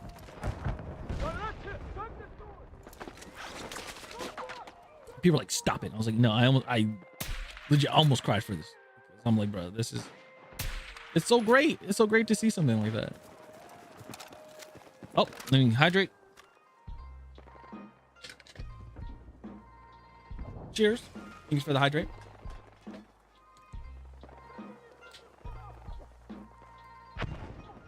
Okay. We're good. Oh, wait. Do one of these numbers. Hey. Put down. There you go. You gotta increase the price of hydration. One day people will waterboard you. Oh, there's a cooldown. there's a cooldown on it. Don't worry, it's okay. There's a cooldown on it. People did it before. I had a friend that did it. She's like, you know how many points I got? I was like, uh-oh. And she just kept spamming. And I was like, okay. Okay, dude. All right, calm down. So it's okay. I got it covered. I got it on cooldown. But hey, I mean, I will say this. It's glad that I'm happy that people care. A friend of mine forgot to put his on cooldown and he had wine in the glass. Oh no. Oh no, that's terrible. Wine in a glass. Oh.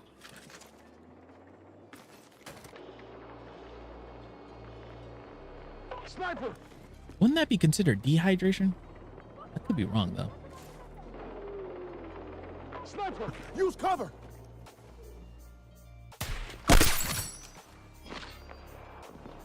You'd be right. Yeah, but it worked. Yep. I'm like, that has to be.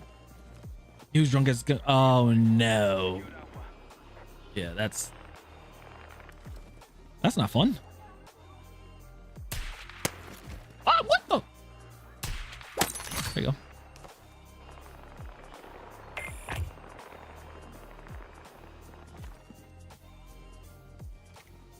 He loved it. Well, I bet you he learned. I bet you learned a lesson. He's like, okay, never again. Sniper! Excuse me. Is he right where I? Nope. Hi. No, why are you there? No, stop. Oh, goodness gracious. Oh. You might get shot in the head, dude. Yeah, get down. Here we go. You might take a bullet to the face, man.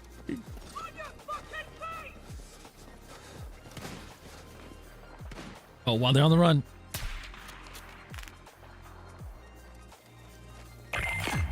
That's the one thing you want to be careful about.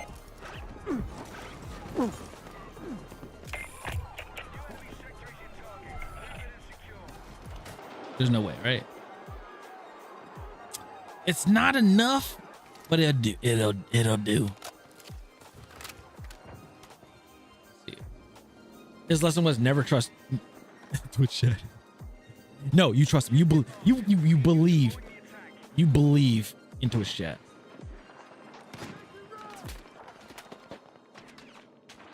Twitch chat will never do you wrong.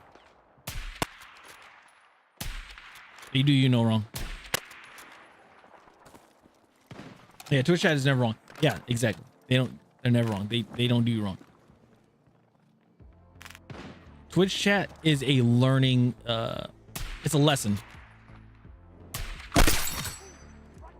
Yeah, Twitch chat is if you did something and Twitch chat was like, hey, you know, you're gonna mess with somebody, that's because, you know, you didn't learn.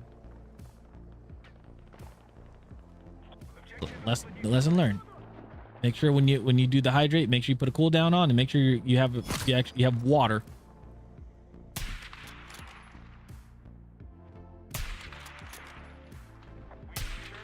I remember one time when I used to not have a cooldown. Oh, it was terrible. Because I had it like soda, and I was like, okay, if it just stacks up more than 10, I have to chug it. I just got to chug it. Or I have to take like, what do you call it? Or I have to take a big gulp. And then if it's like 20, I got to chug it. Somebody did like 100, and I had to like chug like 5 cans of soda. Oh, that wasn't fun. It was terrible.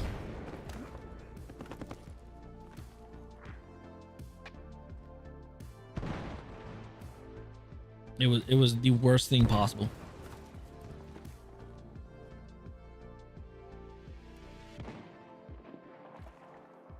I wonder if there's a cooldown to stretch. Could turn into a yoga stream. Oh, it's not that. The stretches is like a lazy man stretch. It's like a like let me just, you know, type of thing. One of those numbers.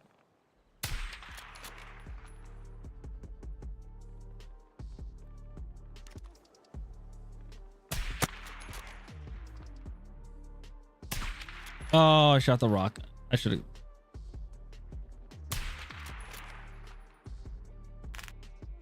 Woo!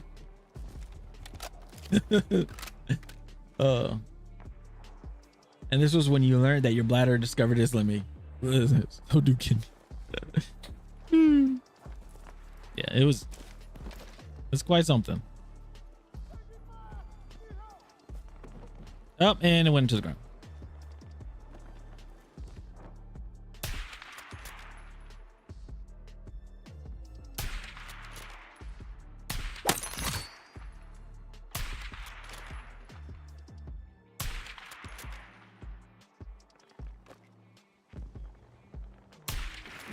He's behind the car.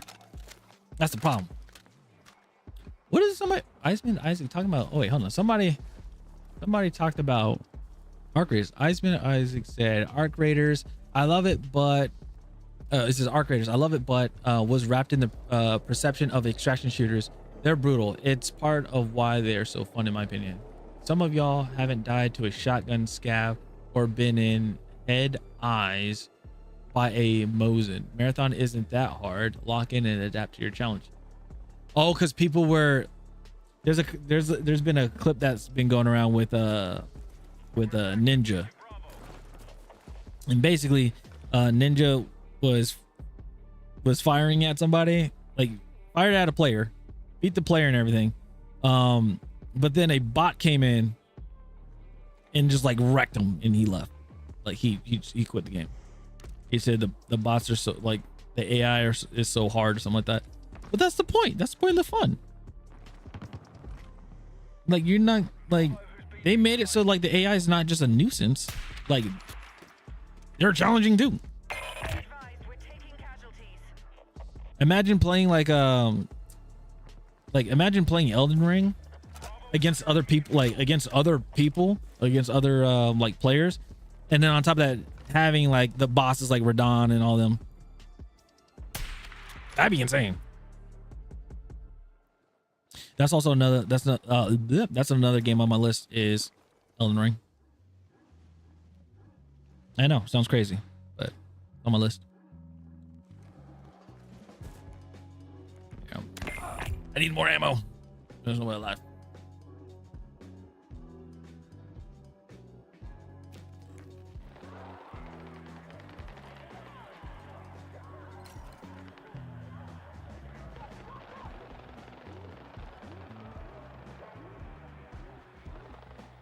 All right.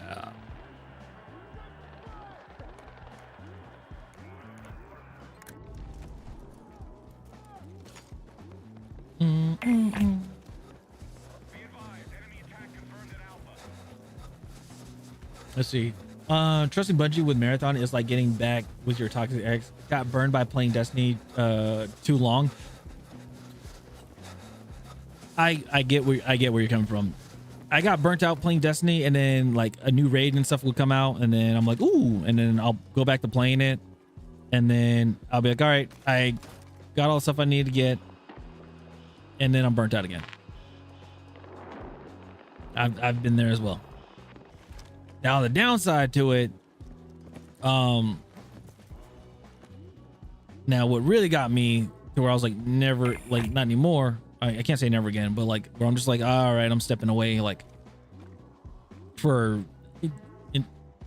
until I don't know how long, is when they got rid of the is when they reset light levels, just because they want to incorporate the new armor system. I know people are gonna be like, get over it, but no. I spent years wanting to get to level 2000, and I finally got to the year or the level 2025, and I was so happy, and then it was like, nope. And I was upset. Raid was the only saving grace for Destiny 2. Yeah. Reminds me of the time around its launch when someone linked an adult toy to the game with a mod. Wait, what?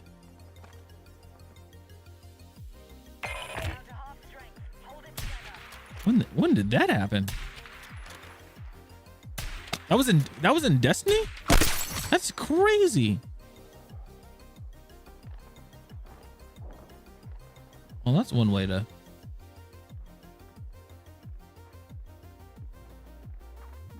Yeah, that is insane.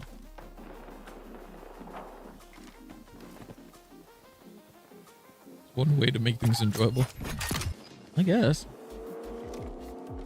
We have Bravo under attack.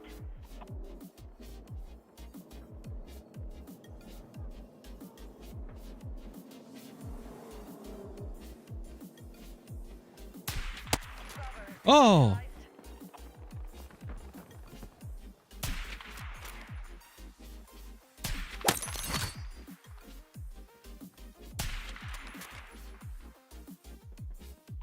Also, dude, raids was fun. Like raids are fun and everything. Just the downside to it was trying to like get people into a raid, like try to get people assembled for a raid. That makes sense. Now, you get raid ready. I understand that. That's what I love, getting raid ready, like being raid ready or getting raid ready and stuff, like by doing nightfalls and stuff like that. That was fun and everything. And then doing the raid itself was fun. The downside to it is when you don't have enough people. Or like you have people and it's like, this is what you need to do for the raid, which I understand. I love, finding out new mechanics, how to, or discovering the mechanics, how to do them and everything. But the downside to it is, again, just that raid race. Or not raid race, but like the trying to get people for a raid. And then people like, and I guess I want to endurance. I was about to say stamina. The endurance for the raids, like, if you're doing a raid race and it's like, obviously you die a whole bunch of times. So then you're like, all right, let's take a minute. Let's look at what we were doing right, what was doing wrong. But a lot of people would like just quit. They're like, I'm done playing this. Like we'll just pick it up another time. And it's like, when is that going to be? You don't know. And yeah, it's just sad.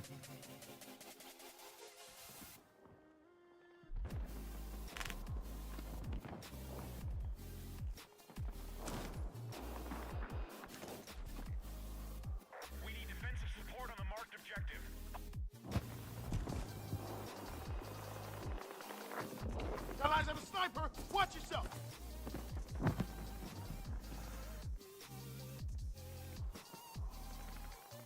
Uh-oh.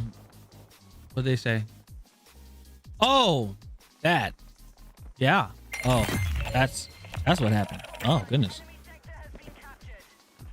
That is crazy. Yeah, I guess it was, they called it Eldon. They said that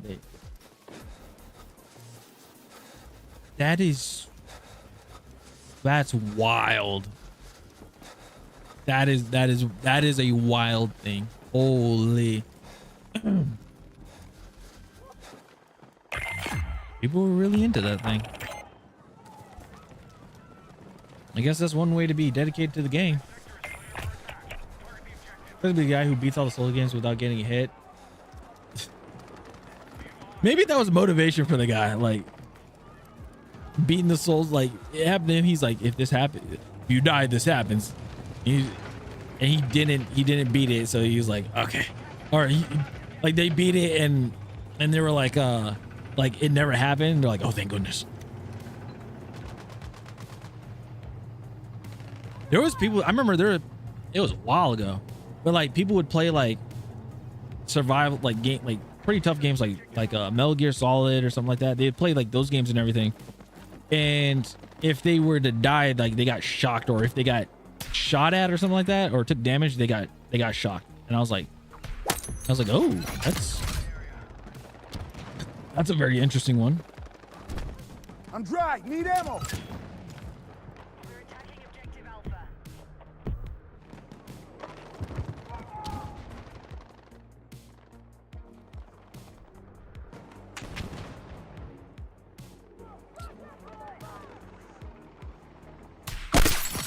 Oh, he ran into that. That's crazy.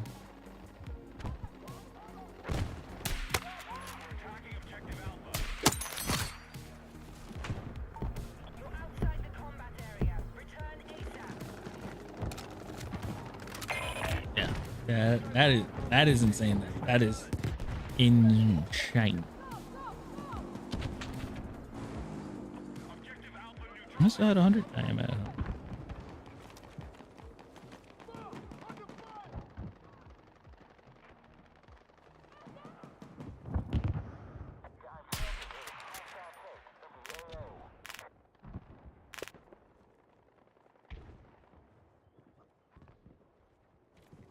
Attack support needed on the marked objective. How did I do? You're outside the combat area. Return ASAP.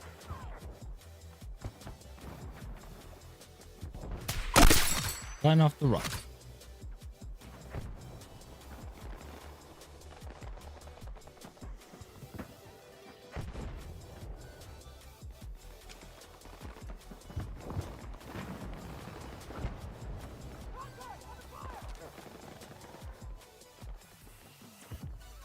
Oh. Go, marked it.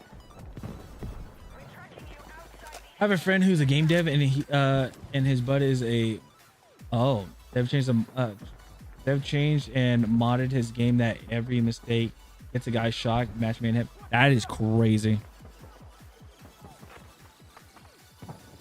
Didn't help that the game is a speedrun platformer. Whatever floats his goat. We are targeting objective Bravo. Be advised, you're exiting the combat zone. Oh no. There you go.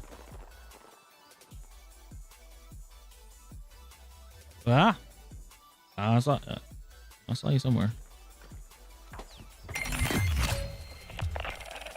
sector. Hostiles are retreating.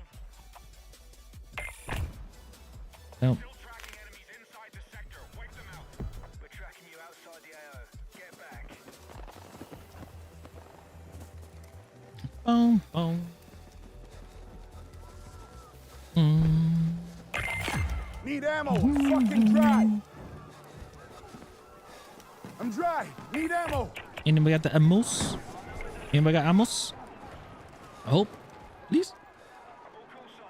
Somebody help me, please. Help me, please. I need fucking ammo. Anybody? Attack support needed on the marked objective. Wow. You guys didn't see that. I slipped. It was a rock. It was on the ground.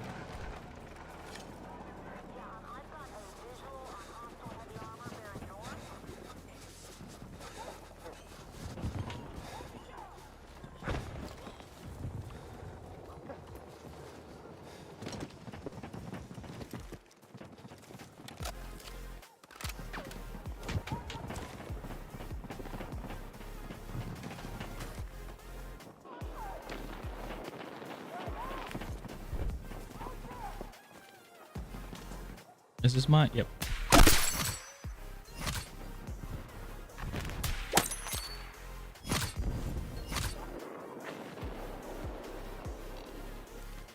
Oh, grab it. Yeah.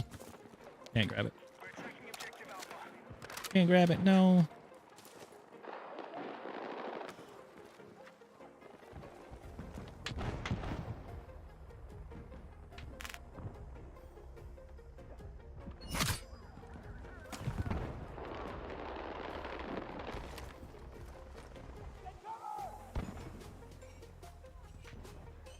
The tower, right? No.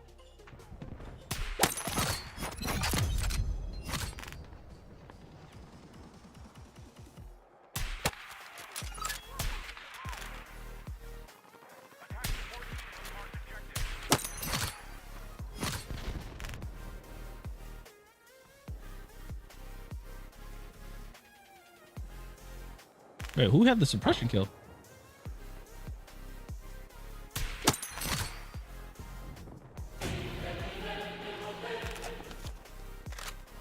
Hey, Petasapi, what's going on? New Jersey is better. Still saying that.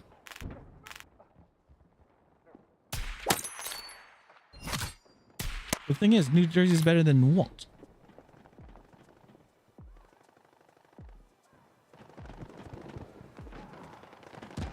Oh, I didn't even...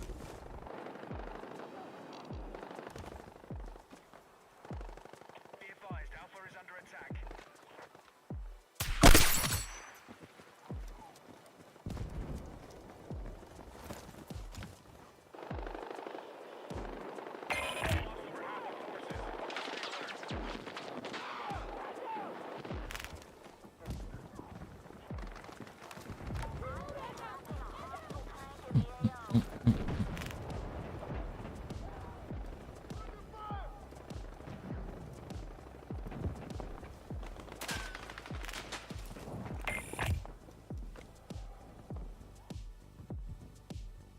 Be advised, objective Alpha is in enemy hands.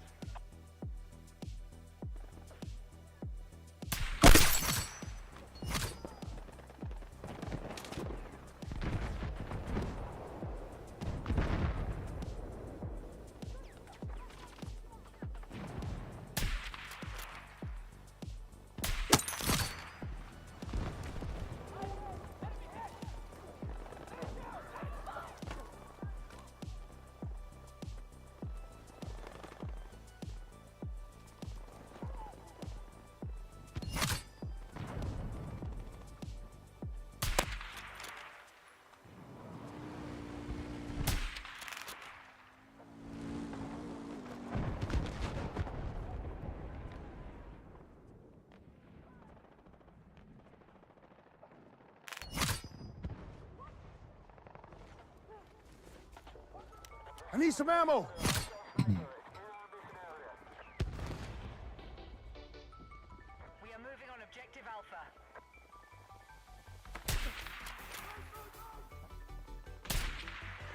I missed.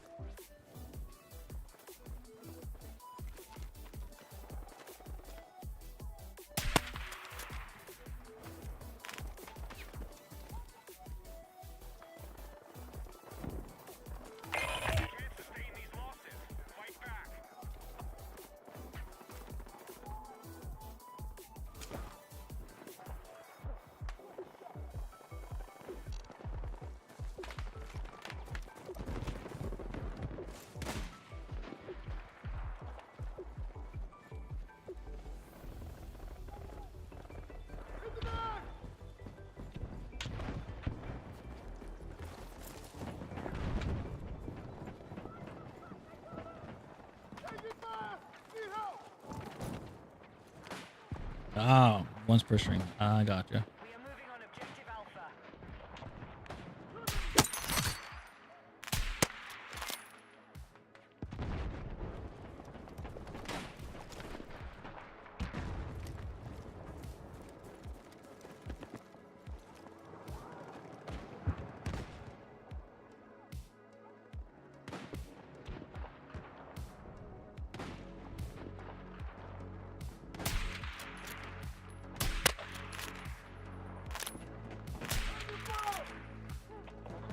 Somebody got him.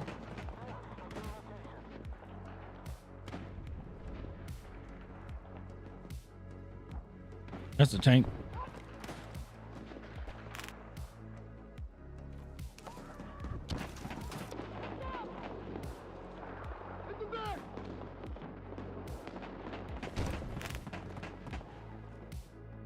Attack support needed on the marked objective.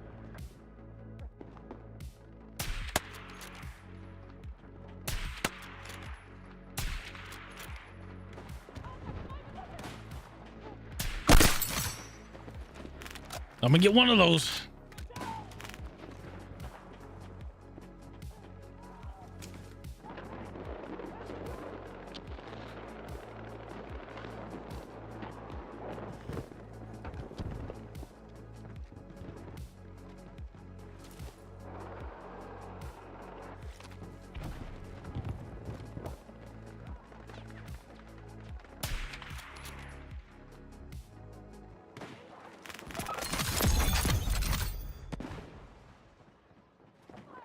I just get dog. I did. We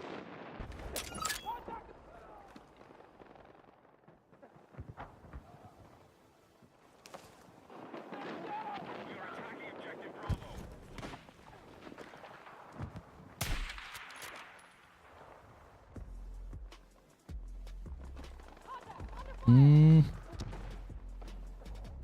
Where is he at? Where is he? We go.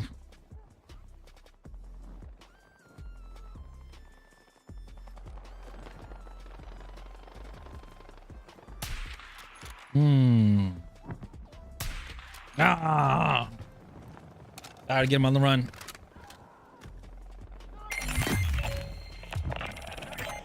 Oh wow. The enemy sector. Take out any remaining hostiles.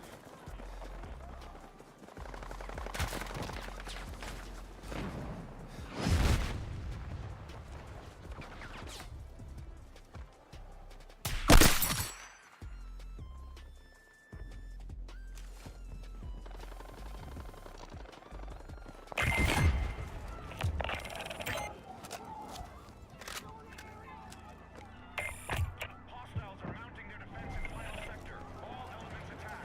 Whew. Be advised, tree strength down to 50%.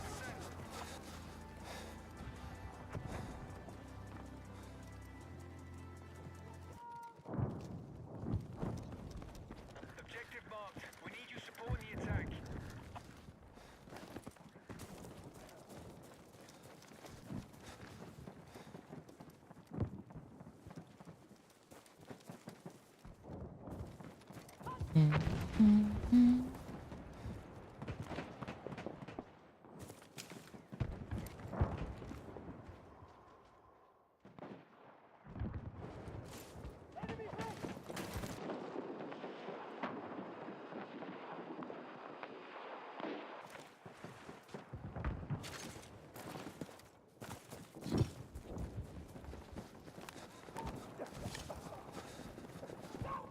Oh.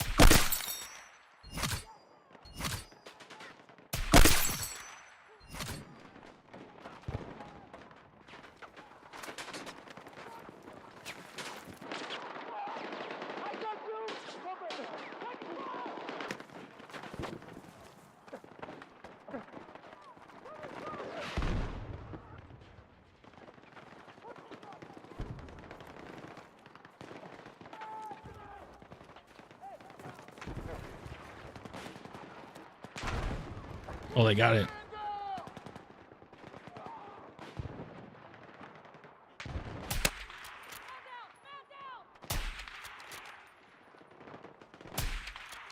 Damn.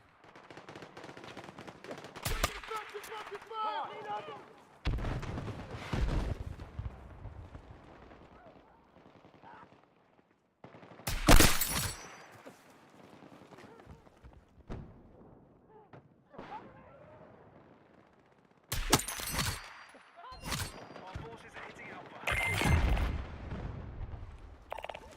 You're heading for victory. Maintain it back on all fronts. Let them fucking have it.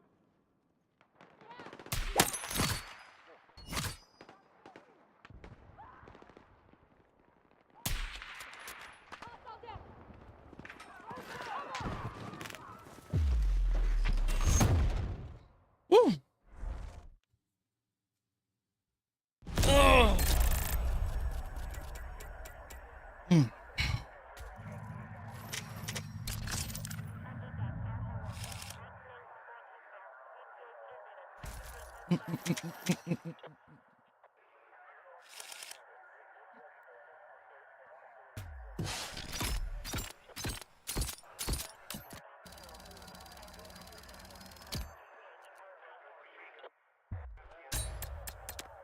Ooh, made some good progress.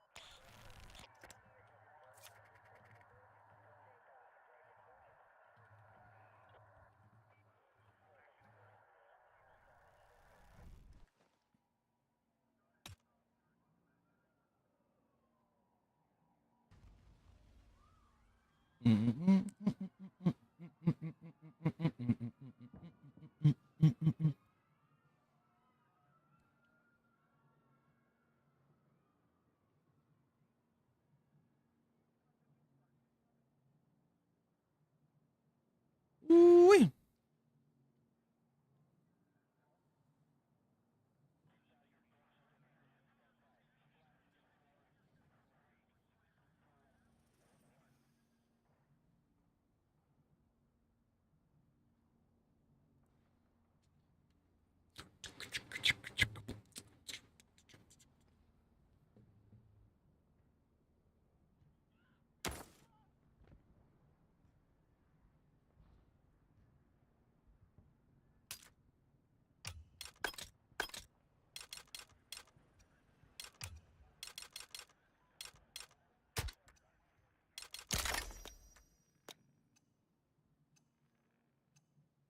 Let's do something funny.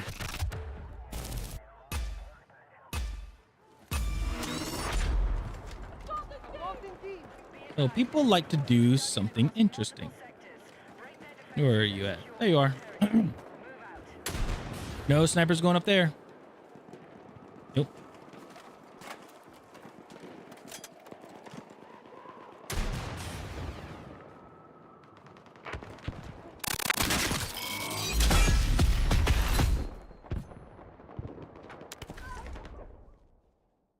Wow.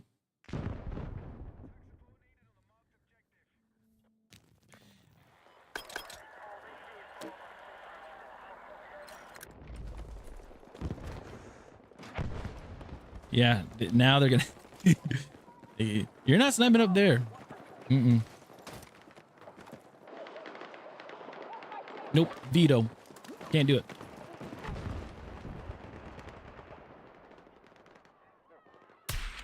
I did that a few times, and people were like, people were like genuinely mad. And I was like, why are you upset?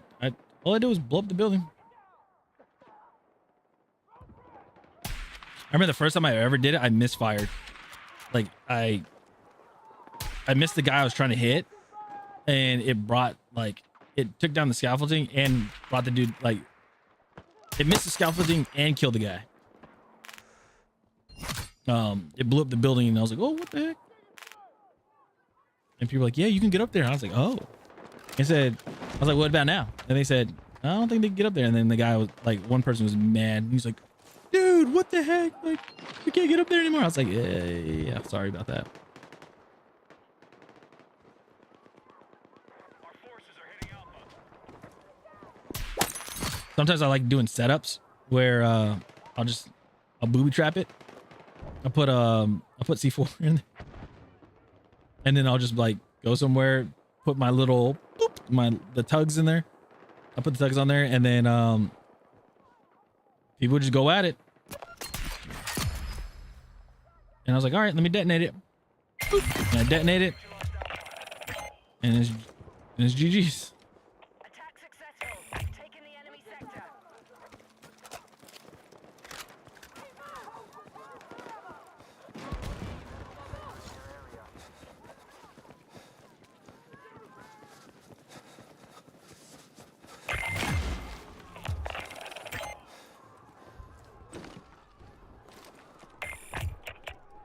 Next sector is clear for attack. Target the objectives. Oh, I hit the glass. We're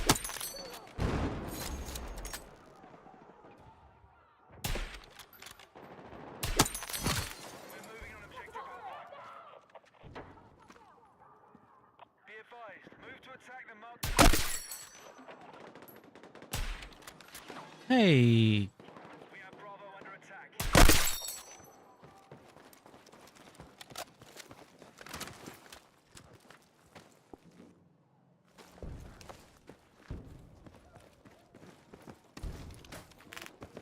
We've taken objective Alpha. Now, what I'm doing, people may not like.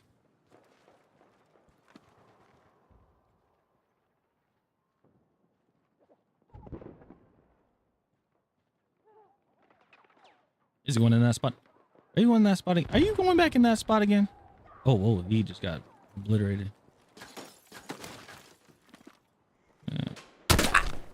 Yep, you are there.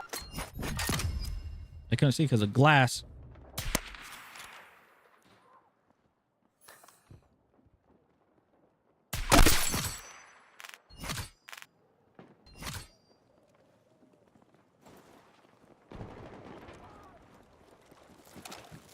He almost got me. I will say that. He almost got me. We're targeting objective Bravo.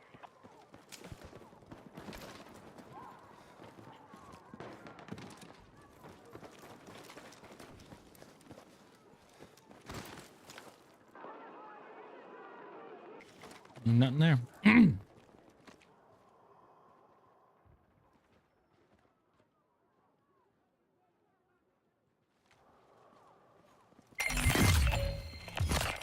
Signs. Enemy sector has been captured. Enemy still present. Hunt them down. No.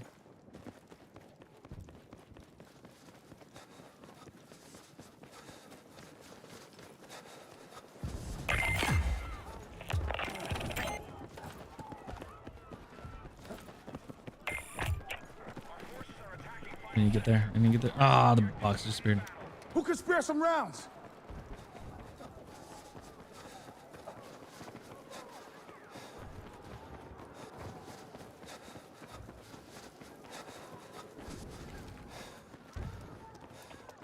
I'm dry. Need ammo.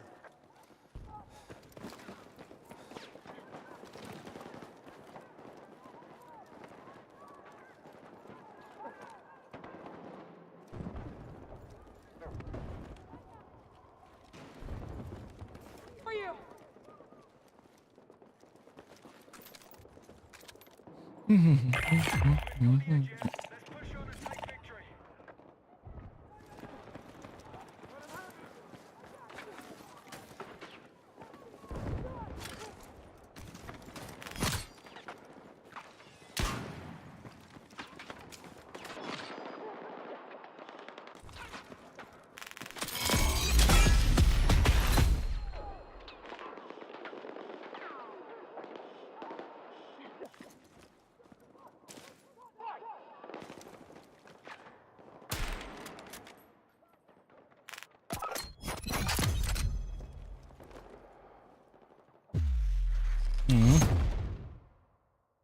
Oh, dang it.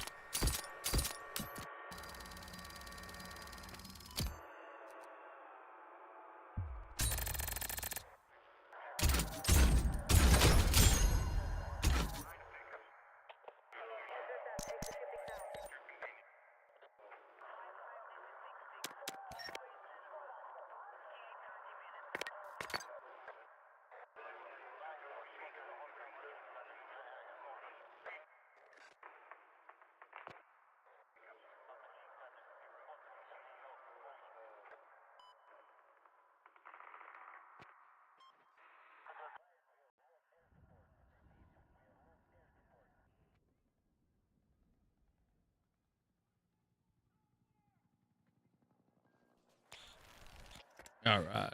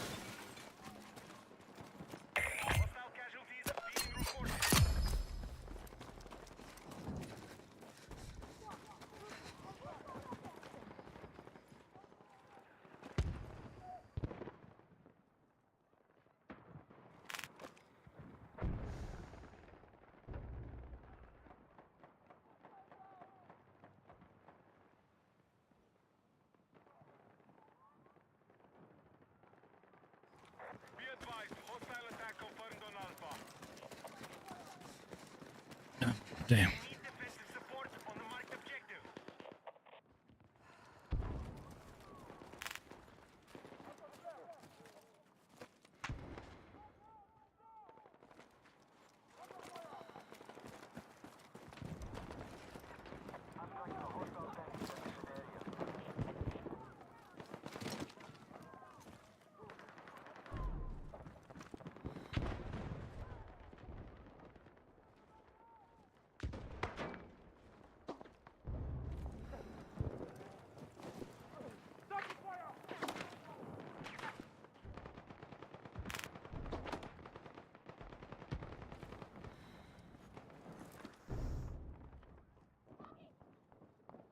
Be advised, Alpha is under attack.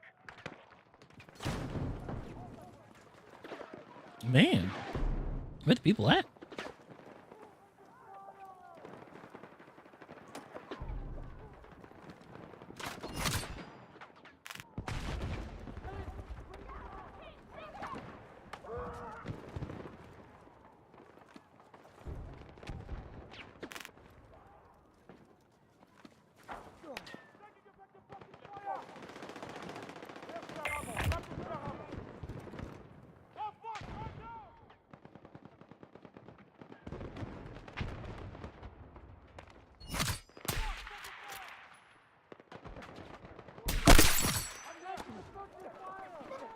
Hostiles are attacking objective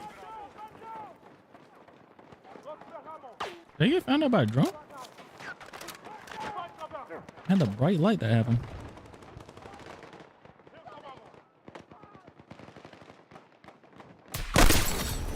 Got him!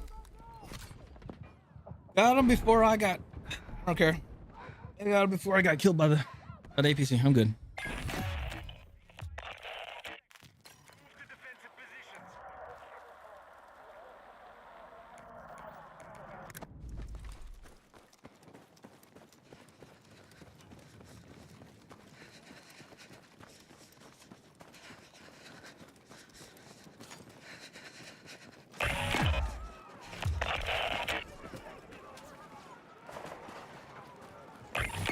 Hostile forces incoming. Keep them pinned and exhaust their reserves.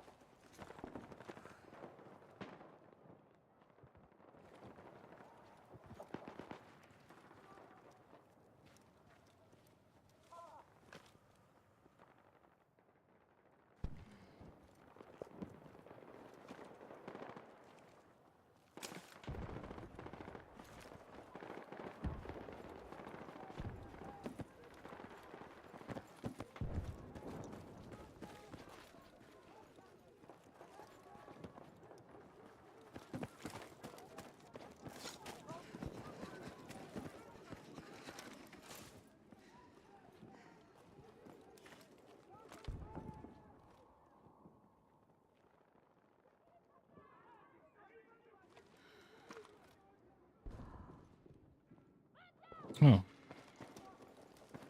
I never thought of that lane.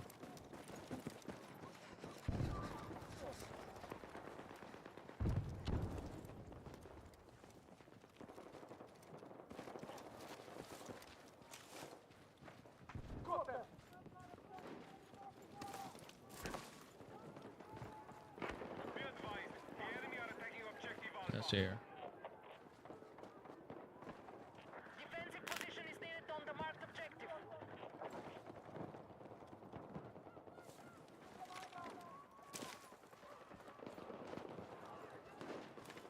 Attention, hostile attack confirmed on Alpha.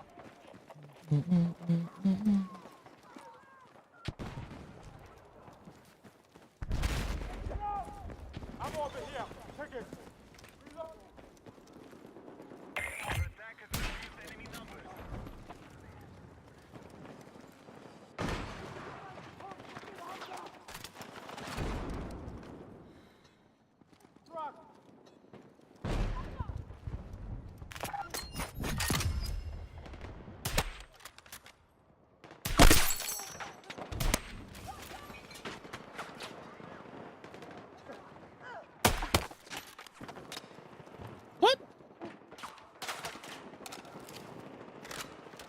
I know for sure I hit that guy.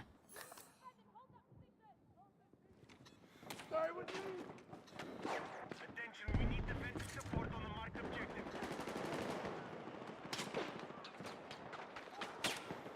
Need fucking ammo! Yeah, I know for sure I hit that dude.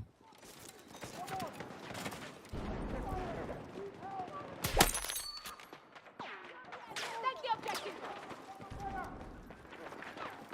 Take this ammo.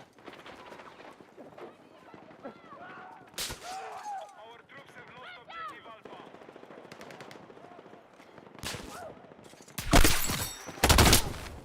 Alpha. Dude, that sucks that can't freaking get the kill on that. Like, Cover low, reloading! ah.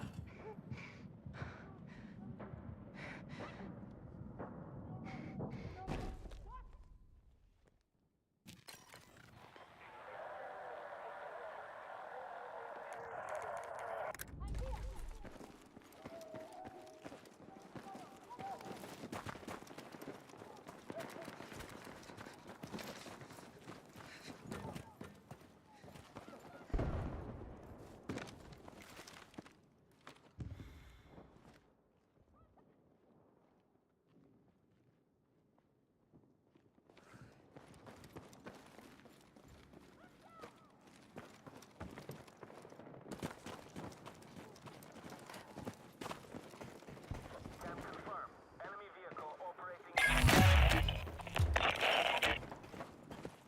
The sector is locked. Mobilize new line of defense.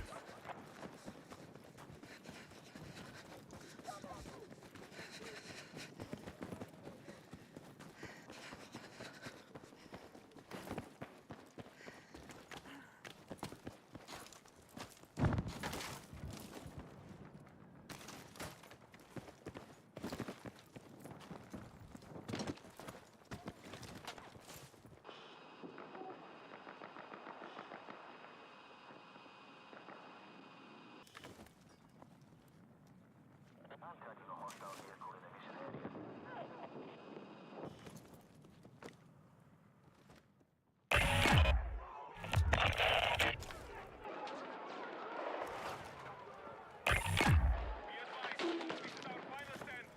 Defend the sector at all costs.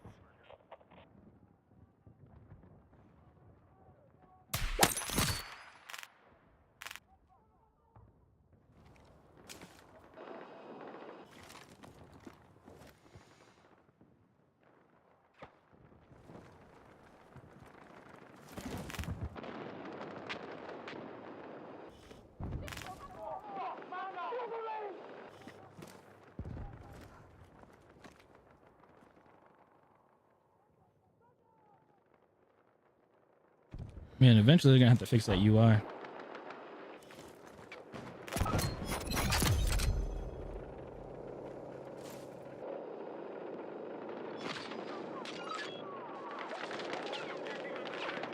No, let me paint the truck.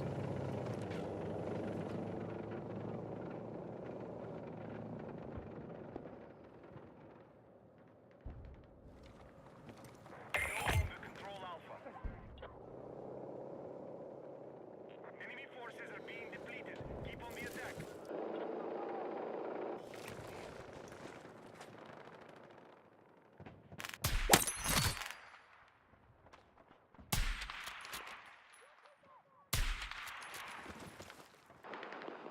Yeah, I don't give a damn about the. Contact! Enemy infantry!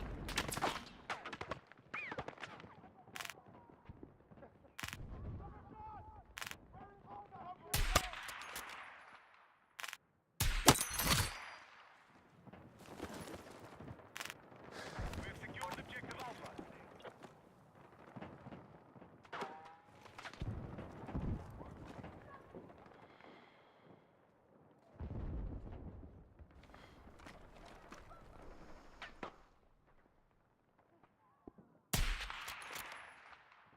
Defensive position is needed on the marked objective.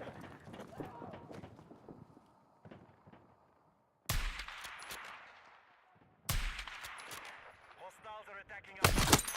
Ah.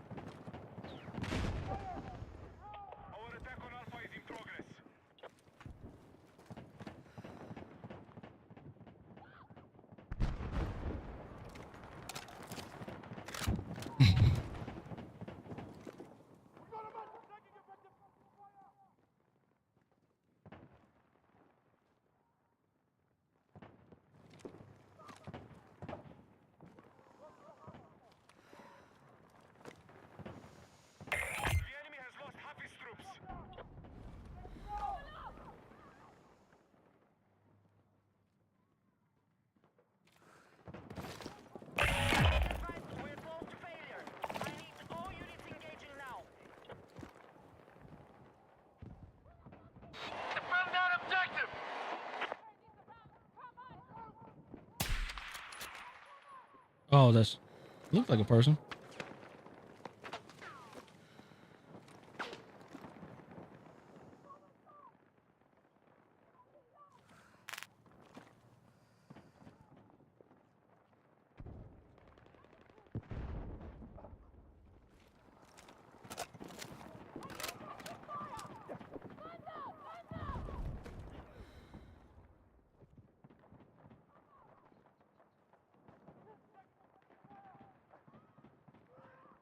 What the? All right, somebody shot a javelin.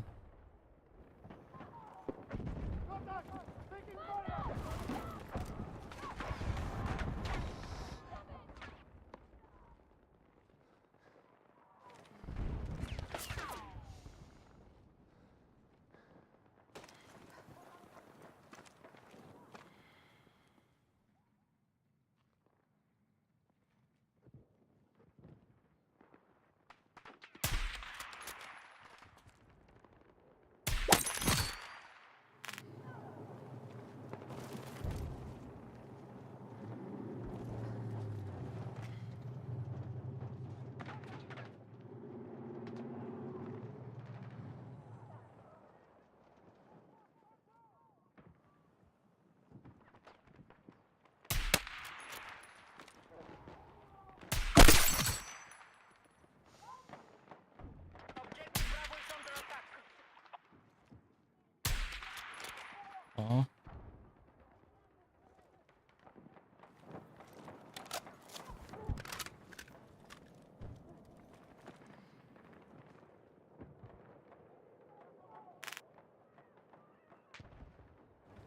Our attack on Alpha is in progress.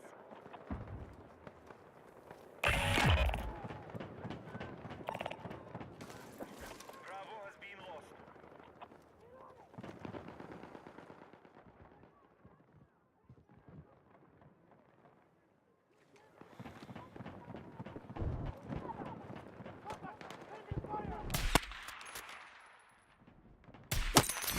All right, we secured Bravo.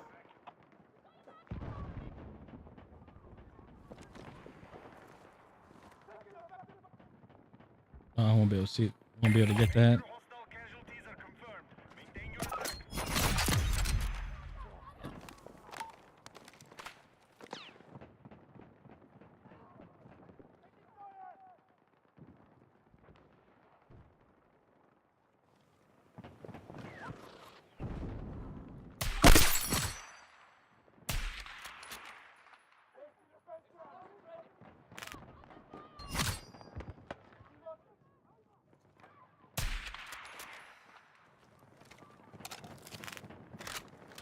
Attention, we're engaging Objective Alpha.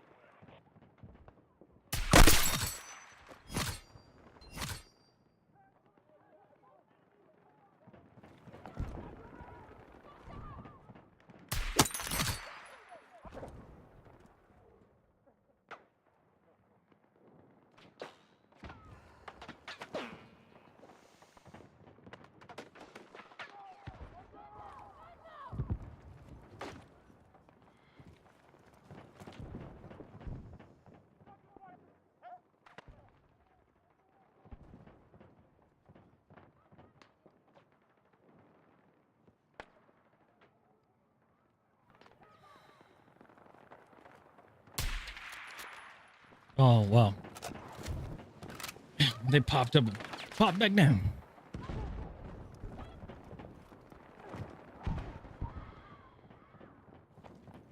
Almost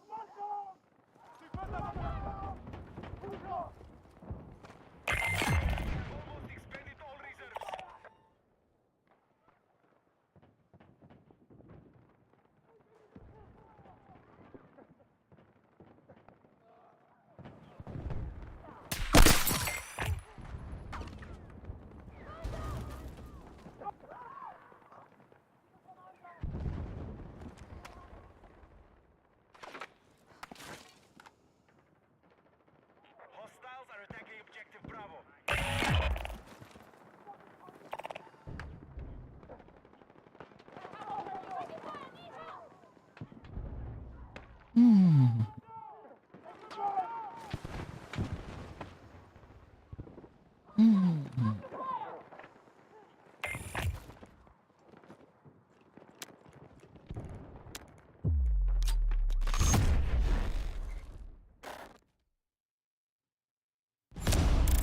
All right.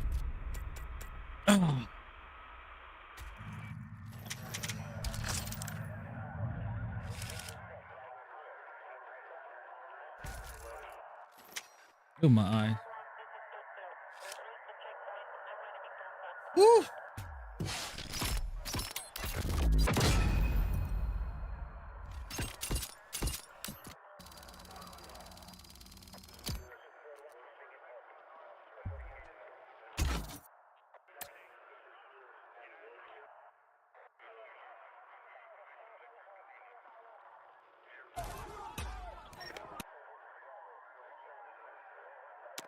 Where am I at?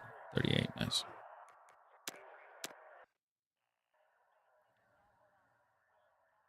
All right, guys. I'm heading off for the night. I appreciate you guys. Thank you guys so much for hanging out. Thank you guys so much. It's a good stream. It was a good stream. We got to 38. Woohoo! So, well, 38 and a half. So, next one is getting to level 40. Next stream will be getting to level 40 and going from there. So, yeah, it's gonna be very, very, very, very, very interesting. So, I appreciate you guys. Thank you guys so much for everything, and I will see you guys in the next stream. All right, have a good one.